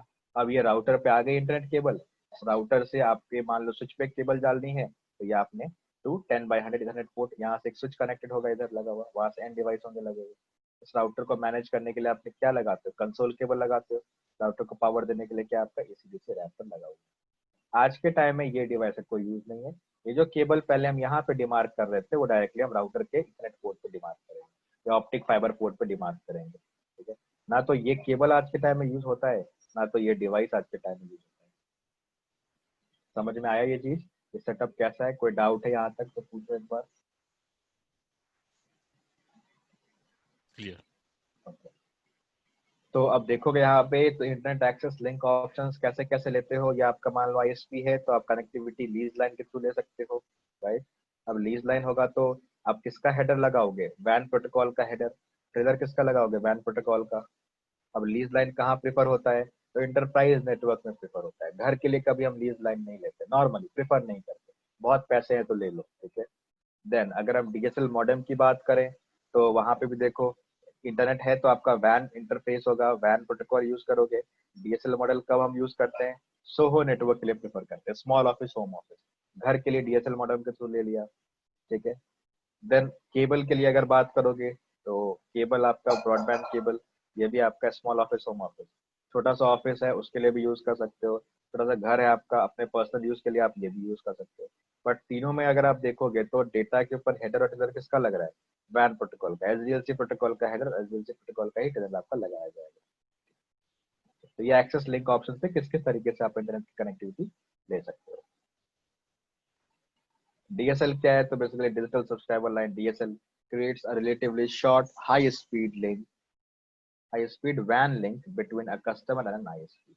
तो ठीक है, अब short but high speed bandwidth आपको मिलेगा किसके किसके बीच में, कस्टमर आईएसपी के बीच में। It uses the same single pair telephone line use for a typical home landline phone. तो आपको पता होगा ये मेथड हम पहले यूज करते थे, लैंडलाइन फोन बीएसएनएल से यूज करते थे ना पहले, ये वही मेथड है ये देखो public switch telephone network PSTN से एक कनेक्शन आया आपके टेलको में, ये आपका मान लो बीएसएनएल का साइट है, वहां से टेलीफोन लाइन आया, आपने क्या किया, स्प्लिटर यूज किया। स्प्लिटर मतलब एक आपका चला गया इधर वाले में, एक इधर में, ये आपका वॉल सॉकेट है यहाँ पे लगा हुआ, ठीक है। तो इसी कनेक्शन को आप यूज करते थे इंटरनेट चलाने के लिए, पुराना मेथड है, आज के टाइम में बहुत कम लोगों के घर में ये मिलता है। नॉर्मली हम आज के डेट में ब्रॉडबैंड कनेक्शन ही यूज करते हैं, किसके लिए, नॉर्मली सोहो नेटवर्क के लिए, ठीक है। ये डीएसएल वाला कनेक्शन आपके टाइम में यूज नहीं करते। तो देखो ये वॉल सॉकेट से एक में टेलीफोन क्या लगा गया, एक में आपका डीएसएल मॉडेम है, वहीं से राउटर और इंटरनेट केबल के थ्रू कनेक्टिविटी बना ली, होम पर्पस के लिए आपको केबल है, ठीक है। ये सब आपको उतना फोकस नहीं करना, ये सब कुछ काम में नहीं आना। Cable internet not so popular in India. तो होता क्या था, पहले जिस केबल से आप अपना डिश चलाते थे उसी केबल से हम क्या करते थे, इंटरनेट चलाते थे। ये इंडिया में इतना पॉपुलर हुआ ही नहीं, ठीक है। आप लोगों के घर में भी ये नहीं लगा होगा, हाँ भले ये आपने यूज किया होगा बट ये यूज नहीं किया होगा। Cable internet uses the existing cable, TV cable जो होती थी, कैट 5 कैटेगरी वाली cable, to send data as well. जिस केबल से आपका ऑडियो वीडियो रहता था उसी केबल से आप क्या करते थे, इंटरनेट का डेटा भी ट्रांसफर करते थे। तो ये इंडिया में आया ही नहीं, मतलब बहुत बहुत कम, मैंने तो नहीं देखा कहीं पे ये मेथड। ओके, अब कहता है इथरनेट एज अ वैन टेक्नोलॉजी। तो अब आप अगर सोचोगे इथरनेट पहले क्या था, 10 Mbps से स्टार्ट हुआ, देन 100 Mbps आया, देन 1 गीगाबिट आया। अभी आप देखोगे तो इथरनेट प्लस फाइबर ऑप्टिक आता है, ठीक है, जिसकी बैंडविड्थ मतलब कि टीबीपीएस में होती है, स्पीड टीबीपीएस में होती है। तो अगर ऐसा ऐसा, और पहले अगर आप देखोगे तो इथरनेट का जो केबल का लेंथ होता था वो मैक्स टू मैक्स आप 150 मीटर तक जाते थे, उसके बाद आपको रिपीटर लगाना पड़ता था क्योंकि सिग्नल की स्ट्रेंथ एटीन्यूएट होना स्टार्ट होती थी। बट अब कहता है कि इथरनेट को ही हम यूज क्या कर सकते हैं, वैन टेक्नोलॉजी के थ्रू। पहले हम वैन टेक्नोलॉजी में हम नॉर्मली क्या यूज करते थे, ऑप्टिक फाइबर केबल यूज करते थे, बट वो कॉस्टलियर सॉल्यूशन। बट हमें अब कॉस्ट इफेक्टिव सॉल्यूशन अगर यूज करना है तो क्यों ना हम इथरनेट को ही यूज कर ले एज अ इन अ वैन टेक्नोलॉजी। तो इसमें कहता है कि initially Ethernet was used in LAN only, but IEEE improved Ethernet standards in ways that it made it suitable for WAN as well। तो अब क्या हुआ, जब IEEE ने इसको थोड़ा रिफाइन किया, रिफॉर्म किया, तो इसकी लेंथ 150 से बढ़ा दी गई। पहली बात तो लेंथ भी ज्यादा सपोर्ट करता है और ये बैंडविड्थ भी हायर बैंडविड्थ सपोर्ट करेगा। तो कहता देखो, जब भी कभी आपको इथरनेट स्टैंडर्ड में एक्स लगा हुआ दिखे तो एक्स का मतलब होता है कंबाइंड विथ ऑप्टिक फाइबर। तो यहाँ क्या लिखा, for example 1000 base LX standard users है इथरनेट का ही, बट क्या यूज कर रहा है, सिंगल मोड फाइबर। अब आपको पता है ना, दो मोड थे आपके, single mode, multi mode. Single mode में हम क्या करते थे, एक लेजर सोर्स के थ्रू भेजते थे और उसकी बैंडविड्थ ज्यादा मिलती थी, प्लस डिस्टेंस कवर भी ज्यादा करता था ये, राइट। तो क्या लिखा है, for example 1000 base LX standard is a single mode fiber cabling with support for a 5 kilometer length. The 1000 base ZX standard supports an even longer 70 kilometer cable length। तो अगर आपको कैंपस एयर नेटवर्क में use करना है तो 1000 base LX use कर लो, 5 kilometre में campus होता भी नहीं है पहली बात तो, ठीक है। तो ये यूज कर लो आप, internet plus optic fibre utilize हो जाएगा। तो कॉस्ट इफेक्टिव सॉल्यूशन है, प्योरली ऑप्टिक फाइबर डिप्लॉय करने की जरूरत नहीं पड़ेगी। अगर आप वैन सॉल्यूशन देख रहे हो तो 1000 बेस जेडएक्स यूज कर लो, या मैन सॉल्यूशन देख रहे हो तो आप ये यूज कर लो। तो ये देखो सर्विस प्रोवाइडर 1, सर्विस प्रोवाइडर 1, ये आपका customer side CP customer premises and है। यहाँ पे फाइबर इथरनेट एक्सेस लिंक लगाया आपने। सर्विस प्रोवाइडर के स्विच से जो केबल आई है वो फाइबर इथरनेट एक्सेस लिंक है, नॉट डायरेक्टली फाइबर लिंक है। यहाँ पे देख रहे हो फाइबर इथरनेट एक्सेस लिंक है। तो फाइबर में इथरनेट में आप फाइबर को कंबाइन करके यूज करते हो ताकि इसका बैंडविड्थ प्लस इसकी जो कवरेज रेंज है वो भी क्या होती है, बढ़ जाती है। तो इसको हम कहते हैं इथरनेट एज अ वैन टेक्नोलॉजी। ठीक है, EOMPLS, इथरनेट ओवर MPLS और इथरनेट इम्यूलेशन, ये क्या है? तो कहता है Ethernet emulation and Ethernet over MPLS। अब आपको पता है MPLS multi protocol level switching हम नॉर्मली वैन में यूज करते हैं, विद BGP यूज करते हैं normally, is one of the most commonly use Ethernet वैन सर्विस। तो अब कह रहा है कि इथरनेट ओवर MPLS यूटिलाइज कर लो। जैसे आपने पढ़ा होगा TPP over Ethernet, point to point over Ethernet, broadband connection इसी के थ्रू आता है ना आपके घर तक या ऑफिस तक, छोटे मोटे ऑफिस तक। तो वही चीज है, ये आपको कह रहा है इथरनेट ओवर MPLS। तो कह रहा है कि is one of the most commonly used Ethernet वैन service. EOMPLS service provides a point-to-point connection between two customer devices. Second, behavior as if a fiber Ethernet link existed between the two devices. वो directly connected रहेगा नहीं, but इस तरीके से उसको feel मिलता है। मतलब आप इस तरीके से आप समझो कि कॉन्फ़िगर्ड होता है कि लगता है कि दोनों कस्टमर डिवाइसेस क्या है, भले होंगे बहुत बहुत दूर, बट उनको ऐसा लगेगा कि वो क्या है, डायरेक्टली कनेक्टेड है। ठीक है, तो ये देखो यहाँ पे वही चीज है, फाइबर इथरनेट एक्सेस लिंक आपने लगाया, सेम डायग्राम। तो है दोनों सर्विस प्रोवाइडर से कनेक्टेड, बट दोनों को लगेगा, ये साइट को और इस साइट को लगेगा they are basically directly connected with each other using fibre Ethernet access. ये आपका EOMPLS यहाँ चलेगा ISP एंड पे, ये आपका इथरनेट लैन है, इथरनेट लैन। ये आपका यहाँ पे इथरनेट फाइबर ऑप्टिक लगा हुआ है, गीगाबिट इंटरफेस पे लगा हुआ है, G0/0 है। ठीक है, यहाँ देखो पहले हम क्या कर रहे थे, लैन में तो हम नॉर्मली 802.3 ही यूज कर रहे थे, बट वैन में हम क्या यूज कर रहे थे, यहाँ पे पता है आपको, SDLC का हेडर लगा रहे थे। बट अब क्या हो रहा है, देखो इथरनेट ओवर MPLS है ना, इथरनेट ही यूज हो रहा है यहाँ भी। इस बार भी हेडर किसका लगा, तो 802.3 का ही हेडर लगा और 802.3 का ही हेडर लगा। और यहाँ तो लैन ऑलरेडी है तो यहाँ पे तो लगेगा ही। पहले ये डिफरेंस है कि पहले हम वैन में क्या यूज कर रहे थे, SDLC या ट्रिपल यूज कर रहे थे। अब हम वैन और लैन दोनों में क्या यूज कर रहे हैं, इथरनेट यूज कर रहे हैं। ये एक बेनिफिट हमें मिला है इथरनेट ओवर MPLS से, या इथरनेट को अगर आप ऑप्टिक फाइबर सब कंबाइन करके यूज करते हो तो ये बेनिफिट आपको मिलता है।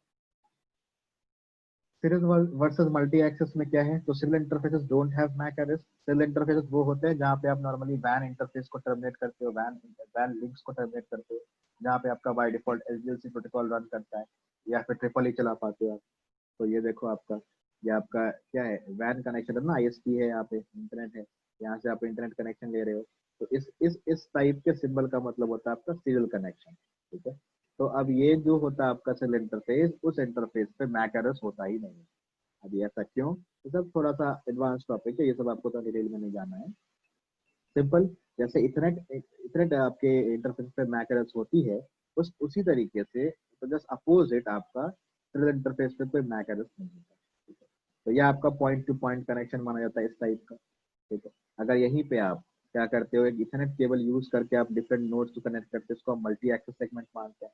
ठीक है, अब ये देखो यहाँ पे, ये आपका यहाँ पे इंटरनेट है, यहाँ से अपने वैन कनेक्शन लिया राउटर पे दिया, यहाँ से अपने वैन कनेक्शन लिया राउटर पे दिया।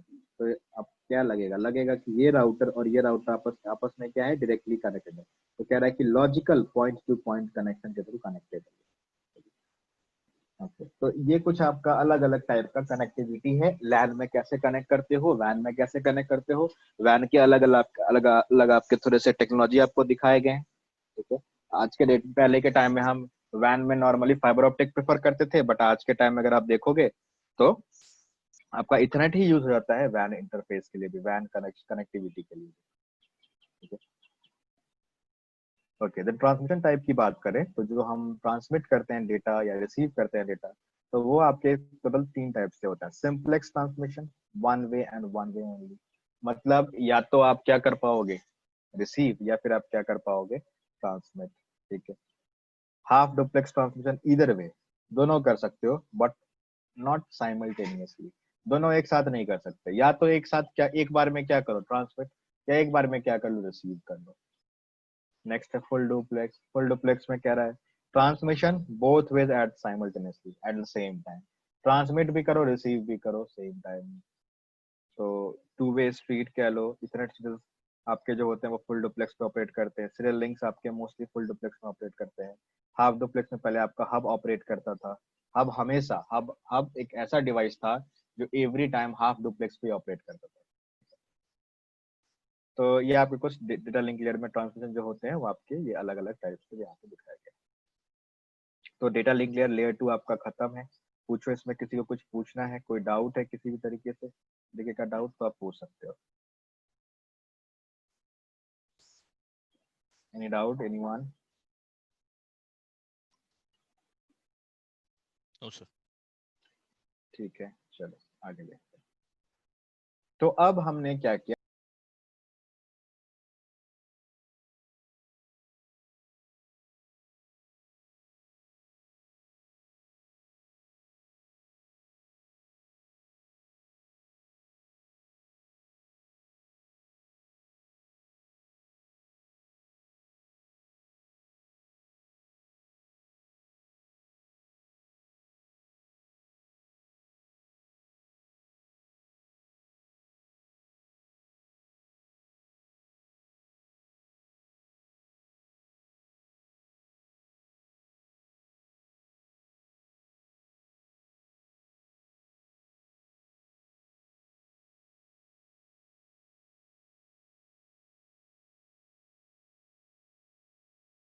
ये पढ़ा कि डेटा लिंक लेयर पे जो डेटा होगा वो आपका फ्रेम के फॉर्मेट में होगा, राइट। तो अब हमें डेटा लिंक लेयर का जो डेटा है फ्रेम्स, उसको हमें कहाँ भेजना है, ऊपर के लेयर पे भेजना है, दैट इज हमें नेटवर्क लेयर पे भेजना है। अब ओएसआई लेयर में हम इसको कहते हैं नेटवर्क लेयर, बट यही अगर हम टीसीपी आईपी की बात करें तो उसको हम क्या कहते हैं, इंटरनेट लेयर कहते हैं, राइट। तो अब यहाँ पे देखोगे ओएसआई में अगर बात करो तो नेटवर्क लेयर, और टीसीपी आईपी की बात करोगे तो इंटरनेट लेयर रहता है, दोनों का लेयर 3 ही, ठीक है। तो अब क्या है इंटरनेट लेयर, तो कहता है कि network layer works just like postal service, as postal service provides unique addressing to our homes, network layer functions in the same way। तो कहता है जिस तरीके से आप अपने सिटी में पोस्टल सर्विस को देखते हो, वो एक यूनिक एड्रेसिंग प्रोवाइड करता है। हर एक घर का अपना अपना एक एड्रेस होता है, कभी दो घर का एड्रेस सेम हो सकता है क्या, नहीं हो सकता ना। तो वही चीज है, सेम सेम आप लोकेलिटी पे भी रहोगे तो लोकेलिटी का एड्रेस सेम होगा बट घर का एड्रेस डिफरेंट होगा, ठीक है। तो कहता है कि as postal service provides unique addressing to our homes, network layer functions in the same way. उसी तरीके से जो आपके नेटवर्क में डेटा एक्सचेंज होता है, उस डेटा को एक यूनिक एड्रेसिंग प्रोवाइड करने के लिए आपका कौन सा लेयर रिस्पॉन्सिबल होता है, नेटवर्क लेयर या इंटरनेट लेयर रिस्पॉन्सिबल होता है, ठीक है। तो डेटा है आपके पास, उसके ऊपर आपने एक किसी प्रोटोकॉल का हेडर लगाया, अगेन एक किसी प्रोटोकॉल का हेडर लगाया, देन आईपी का हेडर लगाया और डेटा लिंक लेयर का हेडर और ट्रेलर। तो हमने ये दोनों तो पढ़ लिया, डेटा लिंक लेयर के हेडर में क्या होता है, इस टेलर में क्या होता है। अब हमें फोकस किस पे करना है, आईपी हेडर जो आपके लेयर 3 पे लगेगा, राइट। तो अब कहता है कि नेटवर्क लेयर का क्या क्या फंक्शन है, तो कहता है कि मेनली जैसे आपका डेटा लिंक लेयर पे 3 फंक्शन हुआ करते थे, उसी तरीके से नेटवर्क लेयर के भी आपके 3 मेजर फंक्शन है। तो पहला फंक्शन है आपका आईपी एड्रेस है। दूसरे जैसे वहां पे क्या था, फिजिकल एड्रेसिंग, वहां पे मैक एड्रेस दे रहा था, यहाँ पे क्या होगा आईपी एड्रेसिंग, तो ये क्या देगा, आईपी एड्रेस देगा। देन राउटिंग सेकंड फंक्शन है, और थर्ड क्या है, पाथ डिटरमिनेशन। तो ये 3 आपके मेजर फंक्शन होते हैं नेटवर्क लेयर के। So what is IP addressing, IP addressing क्या है, आईपी एड्रेस देना। तो जैसे कि वहां पे हमने फिजिकल एड्रेसिंग या मैक एड्रेसिंग में हमने क्या किया था, सोर्स मैक और डेस्टिनेशन मैक आपने डिफाइन किया था, उसी तरीके से आईपी एड्रेसिंग में क्या करोगे आप। So IP addressing is a scheme that enables us to determine what is the source IP and what is the destination IP। तो आपके IP addressing आपके मेथड से आपके डेटा पे जो लेयर 3 एड्रेस है आईपी एड्रेस, उस आईपी एड्रेस का सोर्स क्या होगा और उस डेटा में आपका डेस्टिनेशन आईपी एड्रेस क्या लगेगा, वो बताने का काम किसका होता है, नेटवर्क लेयर का। और किस फंक्शन से बताता है, तो आईपी एड्रेसिंग फंक्शन से बताता है, ठीक। अब आईपी एड्रेस क्या होता है, it is a logical address which enables a machine to communicate with each other। तो अगर आपको नेटवर्क में एक मशीन को दूसरे मशीन से कम्युनिकेट करवाना है तो you must configure a layer 3 logical address that is known as IP address. अब कोई मुझे बताओ what is the major difference between IP address and MAC address? Anyone? कोई भी बताओ। अभी आपने मैक एड्रेस भी पढ़ा, अभी आपने आईपी एड्रेस भी पढ़ा, कोई भी बताओ। सिमरनजीत बताओ आप। IP address we have 192 dot इस सीरीज में रहता है and Mac we have 8A.AX.03। ये वो तो आपने टर्म बताया था ये बट ये डिफरेंस नहीं है। और size of थ्योरेटिकल डिफरेंस बताओ। हाँ, size of the IP address and size of the address is 4 octet, while for Mac it is 8 octet.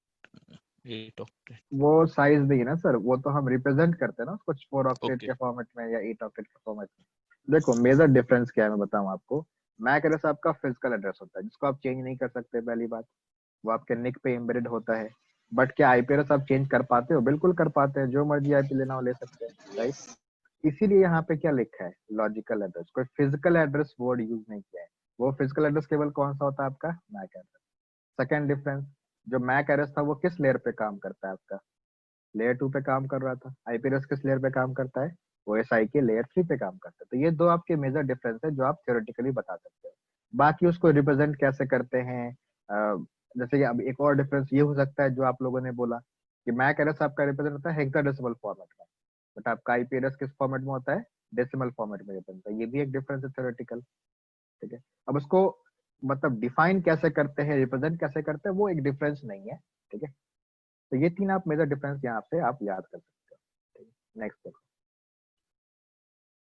तो IP address just like regular address हर एक डिवाइस को यूनिकली आइडेंटिफाई करने के लिए एक हम लॉजिकल एड्रेस कॉन्फ़िगर करते हैं, आईपी एड्रेस।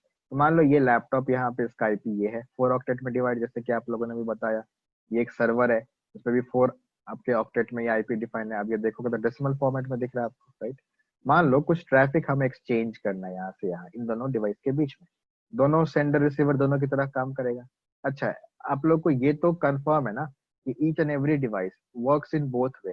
वो ट्रैफिक को सेंड भी करता है और ट्रैफिक को रिसीव भी करता है। मतलब सेंडिंग कैपेसिटी भी होती है और रिसीविंग कैपेसिटी भी होती है दोनों में, ठीक है। मतलब वन टाइम में या तो आप सेंड करते हो या फिर रिसीव करते हो, राइट। वो तो डिफाइन होगा कि आपका ट्रांसमिशन टाइप कैसा है, सिंपलेक्स है, हाफ डुप्लेक्स है, फुल डुप्लेक्स, उस पर डिफाइन होता है आपका। देखो मान लो इस सर्वर पे एक इमेज मैंने, एक डेटा मैंने इमेज के फॉर्मेट में स्टोर करा हुआ है। अब ये इमेज मुझे इस लैपटॉप पे भेजना है, तो सोर्स कौन होगा, किसको भेजना है? सर्वर को। तो सोर्स आईपी एड्रेस क्या लगेगा? ये वाला। डेस्टिनेशन डिवाइस कौन सा? लैपटॉप। तो क्या लगेगा? ये लगेगा, राइट। या फिर ऐसा समझ लो, इस लैपटॉप ने क्या किया, इस सर्वर को रिक्वेस्ट भेजा कि मुझे ये डेटा चाहिए। तो सोर्स क्या लगेगा? ये लैपटॉप का। और डेस्टिनेशन क्या लग जाएगा? इस लैपटॉप का। मतलब जो भी डिवाइस ट्रैफिक को ऑरिजिनेट करता है वो सोर्स होता है, राइट। तो यहाँ देखो, इसको सोर्स माना गया क्योंकि डेटा इसके पास था। आप रिक्वेस्ट करोगे तब तो आपको डेटा मिलेगा, सर्वर थोड़ी ना पहले से अपने डेटा भेज देगा इसको। तो अब इस लैपटॉप ने क्या किया, रिक्वेस्ट भेजा कि मुझे ये पर्टिकुलर डेटा चाहिए। तो सोर्स क्या लग गया यहाँ पे? इस लैपटॉप का आईपी। तो ये रहा लैपटॉप का आईपी। और डेस्टिनेशन क्या लग गया? इस सर्वर का आईपी, ये रहा। जब इस बार ये रिवर्ट करेगा, डेटा को भेजेगा, तो सोर्स तो उल्टा हो जाएगा ना। इस बार सोर्स कौन बन जाएगा आपका? ये वाला डिवाइस। और डेस्टिनेशन कौन बन जाएगा? लैपटॉप। देखो उल्टा हो गया। इस बार सोर्स में किसका आईपी लगा है? तो सर्वर का आईपी एज सोर्स लगा हुआ है। और डेस्टिनेशन में किसका आईपी है? लैपटॉप का आईपी एज डेस्टिनेशन लगा हुआ है। क्लियर हो गया इतना? तो हर एक डिवाइस एक टाइम में सोर्स की तरह ऑप्ट कर रहा है, एक टाइम में आपका डेस्टिनेशन की तरह काम कर रहा है। डन। नेक्स्ट देखो, तो आपका ट्रैफिक यहाँ पे, ये जो ट्रैफिक यहाँ था वो यहाँ पे पहुंचा दिया जाएगा। अब अगर दूसरे फंक्शन, पहला फंक्शन था आपका आईपी एड्रेसिंग, वो आपने देखा। सेकंड फंक्शन हमें देखना है राउटिंग।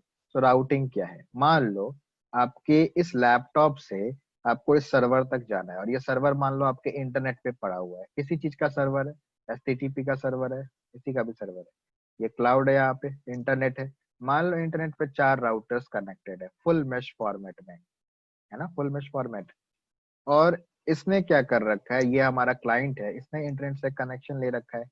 अब इसको डेटा यहाँ भेजना है। तो देखो, इसने इस राउटर से कनेक्शन ले रखा है, तो इसका ट्रैफिक कहाँ पहुंचेगा? इस राउटर पे। सोर्स क्या था? खुद का आईपी। डेस्टिनेशन पहुंचना कहाँ था? इस सर्वर पे पहुंचना था, सर्वर का आईपी लगा दिया। अब इस राउटर ने देखा ये पैकेट तो मेरे लिए नहीं है, क्योंकि ये आईपी मेरे राउटर पे कॉन्फ़िगर नहीं है। ये वाला आईपी डेस्टिनेशन आईपी मेरा नहीं है। अगर आपका होता, जब मैं बोलूंगा XYZ नाम, तो जिसका नाम मैच करेगा वही वही रिप्लाई करेगा ना, वही रिवर्ट करेगा। तो अब ये डेस्टिनेशन आईपी तो सर्वर का है, मतलब इंटर राउटर्स का नहीं है। तो अब यहाँ पे पहुंचा ट्रैफिक, अब ये राउटर कहेगा कि मुझे सर्वर तक पहुंचना है। तो in order to reach this server from this router, there are multiple ways to reach. एक रास्ता ये भी ऐसे ऊपर वाले राउटर से भेज देगा ऐसे निकाल के, एक नीचे वाले राउटर से भी भेज सकता है ऐसे, और एक डायरेक्टली मिडिल वाले पाथ से जा सकता है।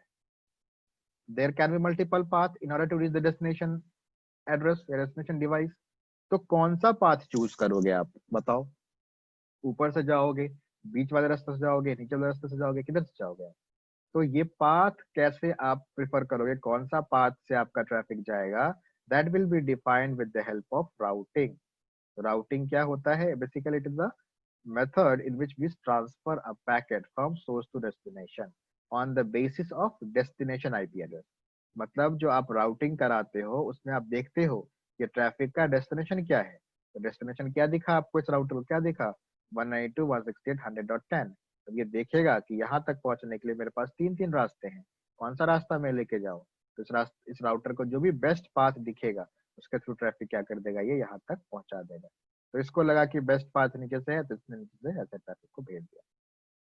ठीक है, तो क्या है राउटिंग? तो routing is a process of transferring a packet from one network to another. अलग अलग नेटवर्क में पैकेट को ट्रांसफर करते हो, डेटा ट्रांसफर करते हो majorly on the basis of the destination IP address. ठीक है, मतलब आपको मान लो एक कैब बुक करना है, तो कैब में क्या लिखते हो? अपना एड्रेस डालते हो या जहां जाना होता है उसका एड्रेस डालते हो? ऑब्वियसली हम डेस्टिनेशन की एंट्री डालते हैं। तब आपका क्या करता है, आपका जो जो भी कैब सर्विस है वो वहां तक जाने के लिए बेस्ट पाथ एक दिखाता है, या मैप में दिखाता है बेस्ट पाथ कि आप यहाँ से जाओगे तो इतना डिस्टेंस आपको कवर करना पड़ेगा, इधर से जाओगे तो इतना किलोमीटर कवर करना पड़ेगा। तो डेस्टिनेशन को ध्यान में रखते हुए आप करते हो ना पाथ कैलकुलेट। वही है, ये भी आपका डेस्टिनेशन आईपी को ध्यान में रखते हुए पाथ को क्या करता है, चूज करता है। समझ में आ गया होगा यहाँ तक? ठीक है। सर हर राउटर में हमारा डेस्टिनेशन आईपी देना पड़ता है क्या, या नहीं, फिर आपको नहीं देना पड़ेगा, वो राउटिंग के थ्रू अपने आप ही एंट्री क्रिएट हो जाएगी। आपको तो केवल सर राउटिंग कराना पड़ेगा। मतलब सर अगर ये वाला पाथ जैसे आपने ये एरो मार्क डाला, या फिर मतलब सर थोड़ा कंफ्यूजन हो रहा है। अब बताओ बताओ, जो डाउट है पूछो। तो उसको कैसे पता कि यही से जाना है, अनटिल अनलेस आप डेस्टिनेशन हाँ, मतलब डिफाइन नहीं राउट करो। नहीं। हाँ हाँ। बिल्कुल, तो देखो वही मैं कह रहा हूँ। आप क्या करोगे, ये जो 4 राउटर्स है ना, इन पे आप पहले राउटिंग कराओगे। पाथ ऐसे नहीं मिलता। जैसे आप क्या करते हो, मान लो आपको यहाँ से पुणे से मुंबई जाना होता है, तो आपको क्या मालूम होना चाहिए? आपने पहले मुंबई लोकेशन डाला मैप में, देन जी। आपके गूगल मैप को डेस्टिनेशन, अगर मुंबई की मैपिंग की गई होगी गूगल मैप में, तभी तो वो वहां तक फेच कर पाएगा रास्ता। अगर गूगल मैप में मुंबई की मैपिंग नहीं होती तो क्या वो रास्ता फेच कर पाता? नहीं कर पाता। नहीं। सिमिलर वे में ये डेस्टिनेशन है, this destination must be present on all the routers. In fact ये राउटर पे तो होना ही चाहिए, तब तो ये कैलकुलेट ओके। करेगा। तो केवल इसी पे नहीं, ये सारे राउटर्स पे डेस्टिनेशन की एंट्री होनी चाहिए। अगर नहीं होगी तो ट्रैफिक आप नहीं भेज पाओगे। अब आप पूछोगे कि ये एंट्री कैसे बनी, तो या ये एंट्री बनती है राउटिंग प्रोसेस से। अब राउटिंग कब करना है, तो हम राउटिंग अभी पढ़ेंगे आगे। 1-2 वीक ओके के बाद राउटिंग टॉपिक आएगा, वहां पे हम देखेंगे कि एंट्री कैसे क्रिएट होती है। ठीक ओके है, सर। तो ये एंट्री तो होना ही पड़ेगा, अगर नहीं होगा तो you can't send the traffic to the next router, आप आगे भेज ही नहीं पाओगे। यस ठीक है, सर। ओके। देन जो थर्ड फंक्शन है, जो आपका नेटवर्क लेयर का थर्ड फंक्शन है, वो आपका पाथ डिटर्मिनेशन। ठीक है, अब पाथ डिटर्मिनेशन मतलब कि करेक्ट पाथ कौन सा है, मतलब सिंपल सा है। देखो, मान लो ये राउटर को इस डेस्टिनेशन पे जाना है, तो नेक्स्ट राउटर कौन सा हो सकता है? तो पॉसिबल नेक्स्ट राउटर ये भी हो सकता है, पॉसिबल इस राउटर से नेक्स्ट राउटर ये भी हो सकता था, और पॉसिबल नेक्स्ट राउटर ये भी हो सकता था। बट इसने देखा कि मेरा जो एक्यूरेट एग्जैक्ट करेक्ट जो नेक्स्ट हॉप है, नेक्स्ट राउटर है, हॉप मतलब राउटर, तो नेक्स्ट राउटर मेरा ये है, इसने ट्रैफिक केवल इधर ही दिया। हो सकता था कि अगर ये ट्रैफिक इधर पास करता तो डेस्टिनेशन तक नहीं जा पाता। यहाँ दिख रहा है ना अभी केबल लगा हुआ, मान लो एक केबल स्नैप हो गया होता तो, ये केबल स्नैप हो गया होता तो ट्रैफिक तो नहीं जा पाता आगे। तो आपको चूज करना होता है कि आपका नेक्स्ट हॉप कौन सा है। नेक्स्ट हॉप मतलब नेक्स्ट राउटर किसको देना है, मतलब कौन सा नेक्स्ट राउटर को आपको ट्रैफिक हैंड ओवर करना है। तो क्या कह रहा है, अ process of selecting a valid next hop. Hop मतलब यहाँ पे लिख लो आप लोग अंडरलाइन करके राउटर, ठीक है। अ process of selecting a valid next router for the destination, कहाँ तक पहुंचने के लिए, डेस्टिनेशन तक पहुंचने के लिए आप अगला राउटर, अगले किस राउटर को आप ट्रैफिक फॉरवर्ड करोगे वो कौन डिफाइन करेगा, तो पाथ डिटरमिनेशन के थ्रू आपका डिफाइन होता है। इसको कॉल्ड पाथ डिटरमिनेशन। देखो यहाँ पे आया, यहाँ से कितने रास्ते जा रहे थे, एक सीधा रास्ता था। होता है ना कभी कभी आप मोड़ किसी आप एक चौराहे पे कंफ्यूज आते हो, राइट लेना है कि लेफ्ट लेना है कि स्ट्रेट जाना है, तो फिर आप क्या चेक करते हो, जो NHAI का ऊपर होर्डिंग लगा होता है, नॉर्मली होता है जब आप इंटर स्टेट ट्रेवल करते हो, तो उसमें आपको अलग अलग सिटीज में आपको पता नहीं होता किधर जाना होता है, तो आप चेक करते हो गूगल मैप, या फिर आप NHAI का बोर्ड लगा होता है वहां पे कि आप अगर राइट जाओगे तो मुंबई जाओगे, लेफ्ट जाओगे तो औरंगाबाद निकल जाओगे, इस तरीके का कुछ। तो यहाँ पे देखो, अगर इसने इसका करेक्ट नेक्स्ट हॉप कौन था, स्ट्रेट इधर जाना था इसको, बट अगर इसने गलत रास्ता लिया तो फिर ट्रैफिक आपको क्या हो जाएगा, ड्रॉप हो जाएगा, राइट। वही कह रहा है, process of selecting a valid next hop for the destination is called path determination. देखो आपका इस पीसी ने ट्रैफिक किसको दिया, R1 को दिया। अब R1 का वैलिड नेक्स्ट हॉप क्या क्या हो सकता है, इधर R6 या फिर R4 या फिर R2। तो इस R1 को जो भी लगेगा कि वैलिड नेक्स्ट हॉप है, इन तीनों में से जो भी लगेगा उसको ट्रैफिक वो पास कर देगा। समझ में आया सभी को ये तीनों चीज, किसी को डाउट है यहाँ तक, तीनों फंक्शन नेटवर्क लेयर का क्लियर हो गया। Yes, sir. बाकी लोग, Yes, sir. दीपिका समझ में आ रहा है आपको? Okay Yes, sir. चलो, आवाज नहीं आ रही है वैसे आपकी, ठीक है, बट डाउट होगी तो पूछ लोगे आप लोग, ठीक है। चलो नेक्स्ट देखो, अब हम बात करते हैं जो आईपी प्रोटोकॉल है आपका, जो नेट, जैसे कि आपने पढ़ा कि अभी लेयर 2 पे हम तीन तीन प्रोटोकॉल्स यूज कर सकते हैं, लाइक सपोज इथरनेट हो गया, या ट्रिपल पी हो गया, या SDLC हो गया। उसी तरीके से नेटवर्क लेयर पे जो प्रोटोकॉल्स आप यूज करते हो वो आईपी यूज करते हो। आईपी के फिर दो वर्जन है, V4 एंड V6। तो हम जब भी फोकस कर रहे हैं वो किस पे फोकस करेंगे, केवल IPv4 पे। IPv6 का अलग से एक डेडिकेटेड चैप्टर ही है आपका, ठीक है। तो हम IPv6 सबसे लास्ट में करेंगे, राइट। अभी जो एक बात ध्यान रखना, जब भी कभी आपको ये लिखा हुआ मिले, मैं आपको एक बेसिक एक डिफरेंस आपको बता दूं। जैसे आप ये लिखते हो,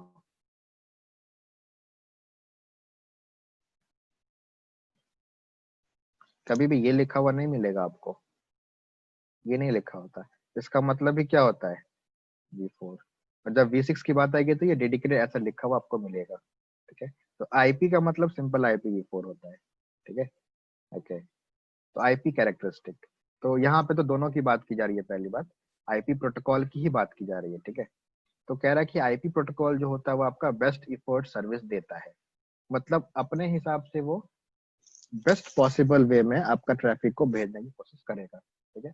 बट अनरिलायबल है, कोई गारंटी नहीं है इस बात की कि आपका जो ट्रैफिक बेस्ट इफोर्ट यूज करके गया, क्या वो कोई गारंटी नहीं है कि वो डेस्टिनेशन डिवाइस तक पहुंचेगा या नहीं पहुंचेगा। ये केवल बेस्ट इफोर्ट सर्विस दे सकता है आपको, but no guarantee can be given in IP protocol with the help of IP protocol, ठीक है। सेकंड कैरेक्टरिस्टिक है इसका, मीडिया इंडिपेंडेंट है ये, मतलब कोई सा भी मीडिया यूज करो, कोई सा भी आप प्रोटोकॉल यूज करो, उसके थ्रू आपका आईपी प्रोटोकॉल क्या होता है, कंपैटिबल है। जैसे एग्जांपल, जैसे लेटर आप पोस्ट करते हो, आपको अपने फ्रेंड के पास एक लेटर भेजना है, ठीक है। आपने लेटर किस में डाला, पोस्ट बॉक्स में डाल दिया। अब इस पोस्ट बॉक्स, ये मान लो सिटी नंबर 1 है, या आपका सोर्स सिटी है, और जिस जहाँ पे आपका, जिस सिटी में आपका फ्रेंड रह रहा होगा वहां भी एक पोस्ट बॉक्स होगा। तो post box to post box, ये जो लेटर है कितने तरीके से जा सकता है, बाय रोड, ये वैन लेके जा सकता है, या आप अगर सिटी आपका बहुत दूर है तो बाय फ्लाइट कुरियर जा सकता है, बाय एयर एयर ट्रेवल कर सकता है, रोड ट्रेवल कर सकता है, या फिर आपका मैनुअली ट्रैफिक आप क्या कर सकते हो, फॉरवर्ड कर सकते हो। लेटर पहुंचा और आपके घर पे पहुंच गया, राइट। तो अलग अलग मीडिया है ना आपके पास, उसी तरीके से आईपी क्या होता है आपका, मीडिया इंडिपेंडेंट होता है, ठीक है। तो आपका वायर के थ्रू भी जा सकता है, वायरलेस के थ्रू भी जा सकता है, राइट। मीडिया तो वही है ना, जो हम दो यूज करते हैं, वायर्ड एंड वायरलेस। ओके, अब हम बात करते हैं, जैसे कि अब मान लो आपके लेयर 3 पे ट्रैफिक आता है, तो आप क्या करते हो, आईपी का हेडर लगाते हो। जैसे अब यहाँ पे देखा ना आपने, ये देखो, ये लगा ना आपने आईपी का हेडर, तो जैसे आपने पढ़ा कि डेटा लिंक लेयर के हेडर के अंदर 3 कंटेंट होते हैं। डेस्टिनेशन मैक आपने पढ़ा, आपने सोर्स मैक पढ़ा और आपने ईथर टाइप पढ़ा। ये 3 कंटेंट आपने पढ़ा डेटा लिंक लेयर के हेडर के अंदर। और आपने ट्रिलर के अंदर क्या पढ़ा? तो आपने पढ़ा कि एक वैल्यू होती है, एफसीएस वैल्यू कहते हैं उसको। तो कुछ ना कुछ तो एक्स्ट्रा डेटा आपने देखा ना, एक्स्ट्रा कंट्रोल इन्फॉर्मेशन आपने देखा, हेडर के अंदर भी होता है और ट्रिलर के अंदर भी होता है। उसी तरीके से जब आपका ट्रैफिक नेटवर्क लेयर पे पहुंचता है, आईपी इंटरनेट लेयर पे पहुंचता है, तो वो क्या यूज करता है? आईपी का हेडर लगाता है।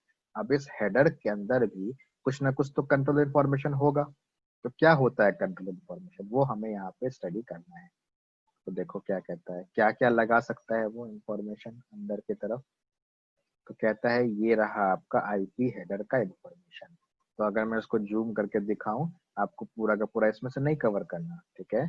आपको इसमें से कुछ ही चीजें कवर करनी है सीसीएनए लेवल के हिसाब से। तो देखो क्या क्या लिखा है, तो मैं एक बार रीड कर देता हूँ। पहला वर्जन फील्ड होता है, देन इसको कहते हैं आईएचएल, इंटरनेट हेडर लेंथ कहते हैं इस फील्ड को। देन टाइप ऑफ सर्विस होती है। देन टोटल लेंथ का मतलब होता है यहाँ पे कि जो डेटा आपके पास है उसका लेंथ प्लस ये जो हेडर आपने लगाया आईपी हेडर उसका लेंथ, दोनों कंबाइन करके टोटल साइज क्या बना वो यहाँ पे लिखते हो आप। देन आइडेंटिफिकेशन बिट्स होती है कुछ। देन आईपी के फ्लैग्स होते हैं कुछ, 3 बिट की फ्लैग, 3 फ्लैग होती है 3 बिट की। देन एक होता है fragment offset. Then TTL field time to live, ये तो सभी लोगों ने देखा होगा, राइट? देन आपको पता होगा पता नहीं होगा मान लो, चलो ठीक है। टीटीएल कहाँ पे देखा होगा? किसी ने देखा है टीटीएल फील्ड? बताओ। जब आप पिंग करते हो तो सीएमडी से पिंग करोगे तो राइट हैंड साइड में क्या दिखता है? कुछ देखा टीटीएल? वही है यहाँ पे टीटीएल, टाइम टू लीव, ठीक है। देन आप यहाँ पे देखोगे ये आपका प्रोटोकॉल फील्ड। देन यहाँ पे देखोगे ये आपका हेडर चेकसम। हेडर जो आप लगा रहे हो आईपी हेडर, उसमें कुछ आपका एरर है कि नहीं उसको चेक करने के लिए हेडर चेकसम होता है, ठीक है। देन सोर्स आईपी एड्रेस, जैसे वहां पे सोर्स मैक एड्रेस था वैसे यहाँ पे सोर्स आईपी एड्रेस होता है। जैसे वहां पे डेस्टिनेशन मैक था वैसे यहाँ पे डेस्टिनेशन आईपी एड्रेस होता है। और इतना तो आपका मैंडेटरी फील्ड है जो लग के जाता है, और यहाँ पे कुछ ऑप्शनल फील्ड्स भी हैं जो आप यूजर चाहेगा तो लगा सकता है, नहीं चाहेगा तो केवल इतने ही फील्ड्स आपके लग के जाएंगे डेस्टिनेशन एड्रेस। ये ऑप्शनल फील्ड है, इसलिए देखोगे यहाँ पे इसका साइज फिक्स नहीं किया गया। इनका साइज देख रहे हो फिक्स है, कवर्ड है। और ये देख रहे हो हैफाजर्ड मैनर है, ये इसको कहते हैं कि साइज फिक्स नहीं होता। और इसी वजह से आपका IPv4 हेडर का साइज फिक्स नहीं होता, क्योंकि आप अब इसके साइज को फिक्स नहीं कर सकते ना। ये तो ऑप्शनल फील्ड है, वेरिएबल फील्ड है, तो कैसे आप एग्जैक्ट साइज कैसे बता पाओगे? इसलिए हम कहते हैं कि इतना तो मैंडेटरी फील्ड हो गया, वर्जन से लेकर के डेस्टिनेशन एड्रेस। और इतना इतना फील्ड का साइज कितना होता है? 20 बाइट्स। देखो यहाँ पे, यहाँ से यहाँ एरो बना हुआ है, ठीक है। समझ में आ गया होगा यहाँ तक? तो जो आपके IPv4 हेडर का जो साइज होता है वो मिनिमम 20 बाइट्स तो होगा ही होगा, ये फिक्स है। बट मैक्सिमम कितना हो सकता है अगर आप ये यूज करो तो कहते हैं कि IPv4 का जो हेडर होता है that can vary from 20 bytes till 60 byte. 20 bytes और 60 बाइट्स के बीच में कोई सा भी साइज लग के जा सकता है। अगर आपने ऑप्शनल फील्ड नहीं यूज किया तो केवल 20 बाइट लग के जाएगा। ऑप्शनल फील्ड यूज किया तो हो सकता है 40 बाइट, 44 बाइट, 54 बाइट, कुछ भी लग के जा सकता है, राइट? ओके, तो हमें समझना ये है, इतने फील्ड्स, इतने कंटेंट्स, इतने इंफॉर्मेशन, एक्स्ट्रा इंफॉर्मेशन है, इसमें से हमें कवर क्या क्या करना है? तो देखो हमें जो कवर करना है वो क्या है। सबसे पहला source IP address. Source IP address का मतलब क्या होता है? ये जो आपका डेटा है नेटवर्क लेयर का वो कहाँ से चला, वेयर आई केम फ्रॉम, उस ट्रैफिक का सोर्स क्या है। और डेस्टिनेशन एड्रेस का मतलब क्या होता है? वेयर आई एम गोइंग, मुझे जाना कहाँ है, मेरा डेस्टिनेशन क्या है। ये तो सभी को प्रॉपरली क्लियरली समझ में आ गया होगा, राइट? थर्ड फील्ड जो आपको समझना है that is your TTL field. तो टीटीएल फील्ड क्या होता है? ये बेसिकली एक न्यूमेरिकल वैल्यू होता है, इसका रेंज होता है 0 से स्टार्ट होता है 255 तक जाता है, ठीक है। अब टीटीएल क्या होता है? तो जब भी कभी समझना टीटीएल होता क्या है। टीटीएल कोई एक फिक्स्ड वैल्यू नहीं होता, ठीक है, वो हमेशा क्या होता रहता है? चेंज होता रहता है, ठीक है। तो होता क्या, देखो क्या लिखा है, वैल्यू इज डिक्रीमेंटेड बाय 1। मतलब आपका जो टीटीएल वैल्यू है वो 1 से माइनस होता रहेगा, डिक्रीमेंट होता रहेगा ईच टाइम, हर एक बार। कब?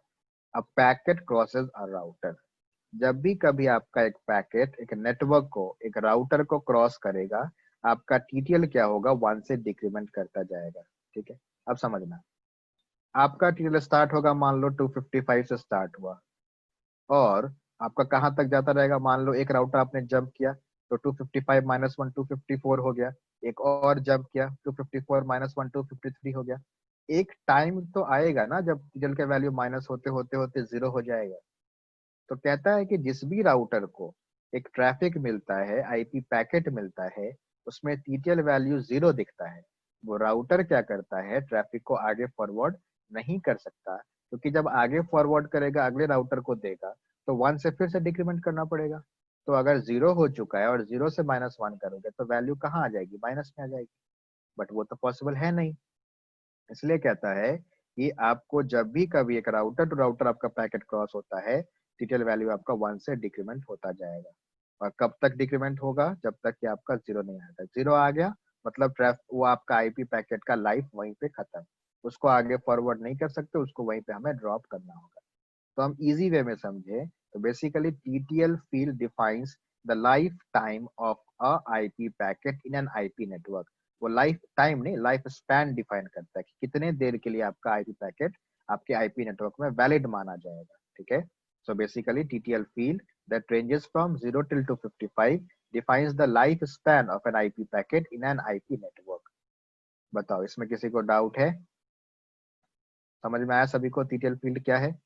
जी सर। नेक्स्ट है आपका यहाँ पे प्रोटोकॉल फील्ड। अब प्रोटोकॉल फील्ड क्या करता है, तो देखो जैसे हमने लेयर 2 पे एक फील्ड पढ़ा था ईथर टाइप, तो ईथर टाइप जो काम आपका लेयर 2 पे कर रहा है वही काम आपका प्रोटोकॉल फील्ड कहाँ कर रहा है, लेयर 3 पे कर रहा है, एग्जैक्टली सेम फंक्शन।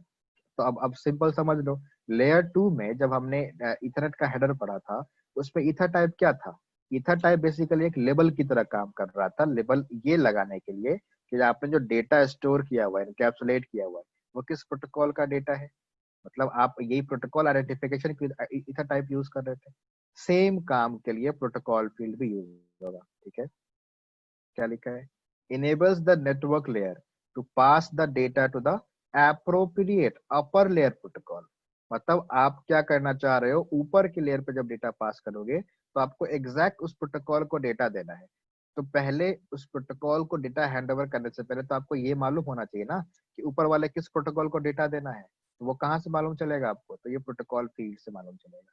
तो मान लो इस प्रोटोकॉल फील्ड में जो डेटा है, मान लो ये प्रोटोकॉल फील्ड डेटा नहीं, यहाँ पे जो डेटा आपका पड़ा है टोटल लेंथ में, तो मान लो वो टीसीपी का डेटा है तो प्रोटोकॉल क्या लग जाएगा, 6 लग जाएगा।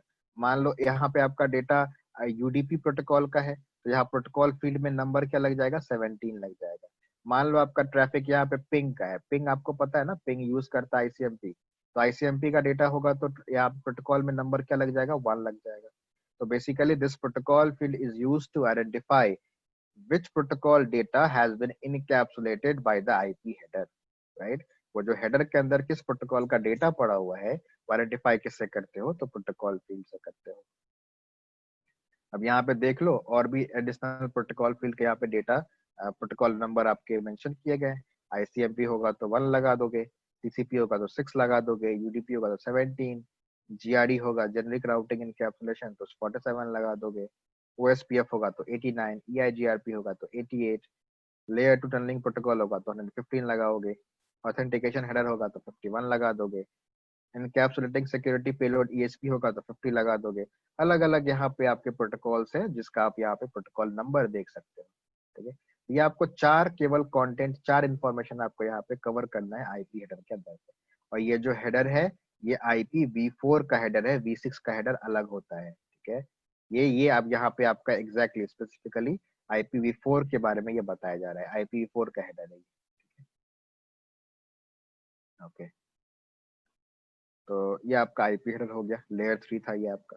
देन अगर हम बात करें नेक्स्ट लेयर की, तो नेक्स्ट लेयर कौन सा है आपका, ट्रांसपोर्ट लेयर है। ठीक है, तो अब ट्रांसपोर्ट लेयर क्या करेगा, देखो तो अब आपका डेटा जो था लेयर 3 पे तो वो किस फॉर्मेट में था, तो वो हमारा पैकेट के फॉर्मेट में था। अब मैं एक सीक्वेंस में आपको बताऊं तो फिजिकल लेयर पे डेटा आपका बिट्स के फॉर्मेट में था, लेयर 2 डेटा लिंक लेयर पे आपका डेटा फ्रेम्स के फॉर्मेट में था, जब फ्रेम ऊपर बढ़ा लेयर 3 पे आया, इंटरनेट लेयर या फिर आपका नेटवर्क लेयर पे आया तो उस डेटा का फॉर्मेट चेंज हो गया, पैकेट में कन्वर्ट हो गया, राइट। अब पैकेट वाला डेटा कहाँ पहुंचेगा आपका, ट्रांसपोर्ट लेयर पे, लेयर 4 पे पहुंचेगा। तो अब उसका डेटा किस टाइप से हो, किस किस फॉर्मेट में कन्वर्ट होगा वो हम देखने जा रहे हैं, ठीक है। तो हमने फ्रेम का हेडर, फ्रेम का टेलर पढ़ लिया, हमने आईपी हेडर पढ़ लिया। अब हमें पढ़ना है ट्रांसपोर्ट लेयर पे क्या क्या फंक्शन होता है, कौन कौन सा प्रोटोकॉल यूज करते हो, ठीक है। तो देखो अभी तक एक चीज मैं आपको और बता दूं, ट्रांसपोर्ट लेयर स्टार्ट करने से पहले हमने आईपी लेयर का कैरेक्टरिस्टिक पढ़ा था कि वो बेस्ट इफर्ट सर्विस तो देता है, मतलब अपने हिसाब से बेटर वे में सर्विस प्रोवाइड करेगा, बट उसकी कोई रिलायबिलिटी नहीं होती, कोई गारंटी नहीं होती। तो अब उस बेस्ट इफर्ट सर्विस को गारंटी कहाँ से मिलेगा, तो वो गारंटी, वो रिलायबिलिटी मिलती है कहाँ से, तो ट्रांसपोर्ट लेयर से मिलती है। क्या कह रहा है, it provides end to end connectivity between two devices so that they can successfully, मतलब गारंटी दे रहा है, रिलायबिलिटी, रिलायबल है ये आपका, so that they can successfully send and receive data, ठीक है। तो कहता है कि ट्रांसपोर्ट लेयर जो है आपका, आपके दो डिवाइस के बीच में एंड टू एंड कनेक्शन भी स्टैब्लिश करेगा, और आपके ट्रैफिक को उस कनेक्शन के ऊपर से आपका सक्सेसफुली क्या कर पाएगा, आपके ट्रैफिक को पास कर सकेगा, डिलीवर कर पाएगा, ठीक है। कहता है कि ट्रांसपोर्ट लेयर पे जो प्रोटोकॉल्स यूज किए जाते हैं वो दो टाइप्स के होते हैं। एक होता है आपका कनेक्शन ओरिएंटेड प्रोटोकॉल्स। तो what is connection oriented protocols, तो कहता है कि connection oriented protocols are those protocols which do provide guarantee of data delivery from one device to another device। कहता है कि जो आपका ट्रांसपोर्ट लेयर पे कनेक्शन ओरिएंटेड प्रोटोकॉल्स होते हैं वो आपको गारंटी देते हैं, रिलायबिलिटी प्रोवाइड करते हैं, रिलायबल सर्विस है ये आपके, जो आपके एक डिवाइस से दूसरे डिवाइस तक डेटा आपका 100% गारंटी है कि डिलीवर करेगा ही करेगा। और इस कैटेगरी में जो प्रोटोकॉल आता है वो कौन सा, आपका TCP, transmission control protocol, okay. Okay, second type है आपका कनेक्शन लेस प्रोटोकॉल।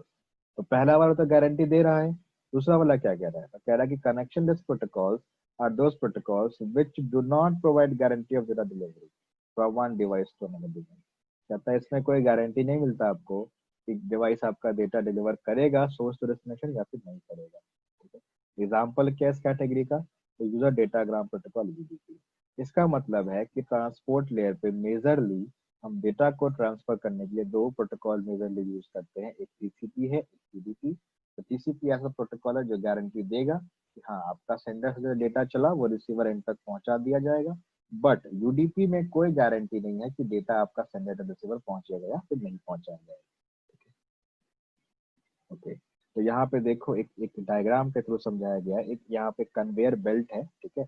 अब ये जो बंदा यहाँ खड़ा है ये टीसीपी सर्विस दे रहा है, ठीक है। इसने कुछ ट्रैफिक भेजा, जब ट्रैफिक भेज दिया तो रिसीवर से कंफर्म कर रहा है कि did you get it.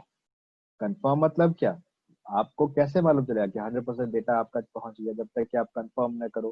Confirmation मतलब वो क्या कर रहा है, एक्नॉलेजमेंट ले रहा है, ठीक है। वो पूछ रहा है कि मैंने जो डेटा भेजा, मान लो मैंने आपको 20 कार्टन सामान भेजा, तो क्या उससे 20 आउट ऑफ 20 मिल गया, या फिर ऐसा भी है कि कार्टन नंबर 5 आपको नहीं मिला या कार्टन नंबर 6 आपको नहीं मिला। तो जो कार्टन आप तक नहीं पहुंचा मैं उसको दोबारा भेज के आप तक पहुंचाऊंगा, राइट। तो वही चीज है कि टीसीपी आपका क्या कह रहा है, करता क्या है कि जब भी वो डिलीवर ट्रांसफर डेटा डिलीवर करेगा, डेटा ट्रांसफर करेगा, तो वो रिसीवर से उसका कंफर्मेशन ले लेता है कि आपको डेटा पहुंचा या नहीं पहुंचा, यही तो है रिलायबिलिटी, ठीक है। और देखोगे तो टीसीपी वाला जो कन्वेयर बेल्ट है उस पर डेटा लॉस भी क्या हो रहा है, आपका कम हो रहा है, कम ही कार्टन नीचे गिरा ना। बट इधर वाला बंदा यूडीपी सर्विस दे रहा है, देखो इसने डेटा भेज तो दिया, बेस्ट इफर्ट सर्विस लगाया, बट रिसीवर एंड पे कोई बताने के लिए है ही नहीं कि आपका डेटा डिलीवर हुआ या नहीं हुआ। और प्लस यहाँ देखोगे डेटा लॉस क्या हो रहा है आपका, ज्यादा ज्यादा कार्टन गिर चुके हैं आपके यहाँ।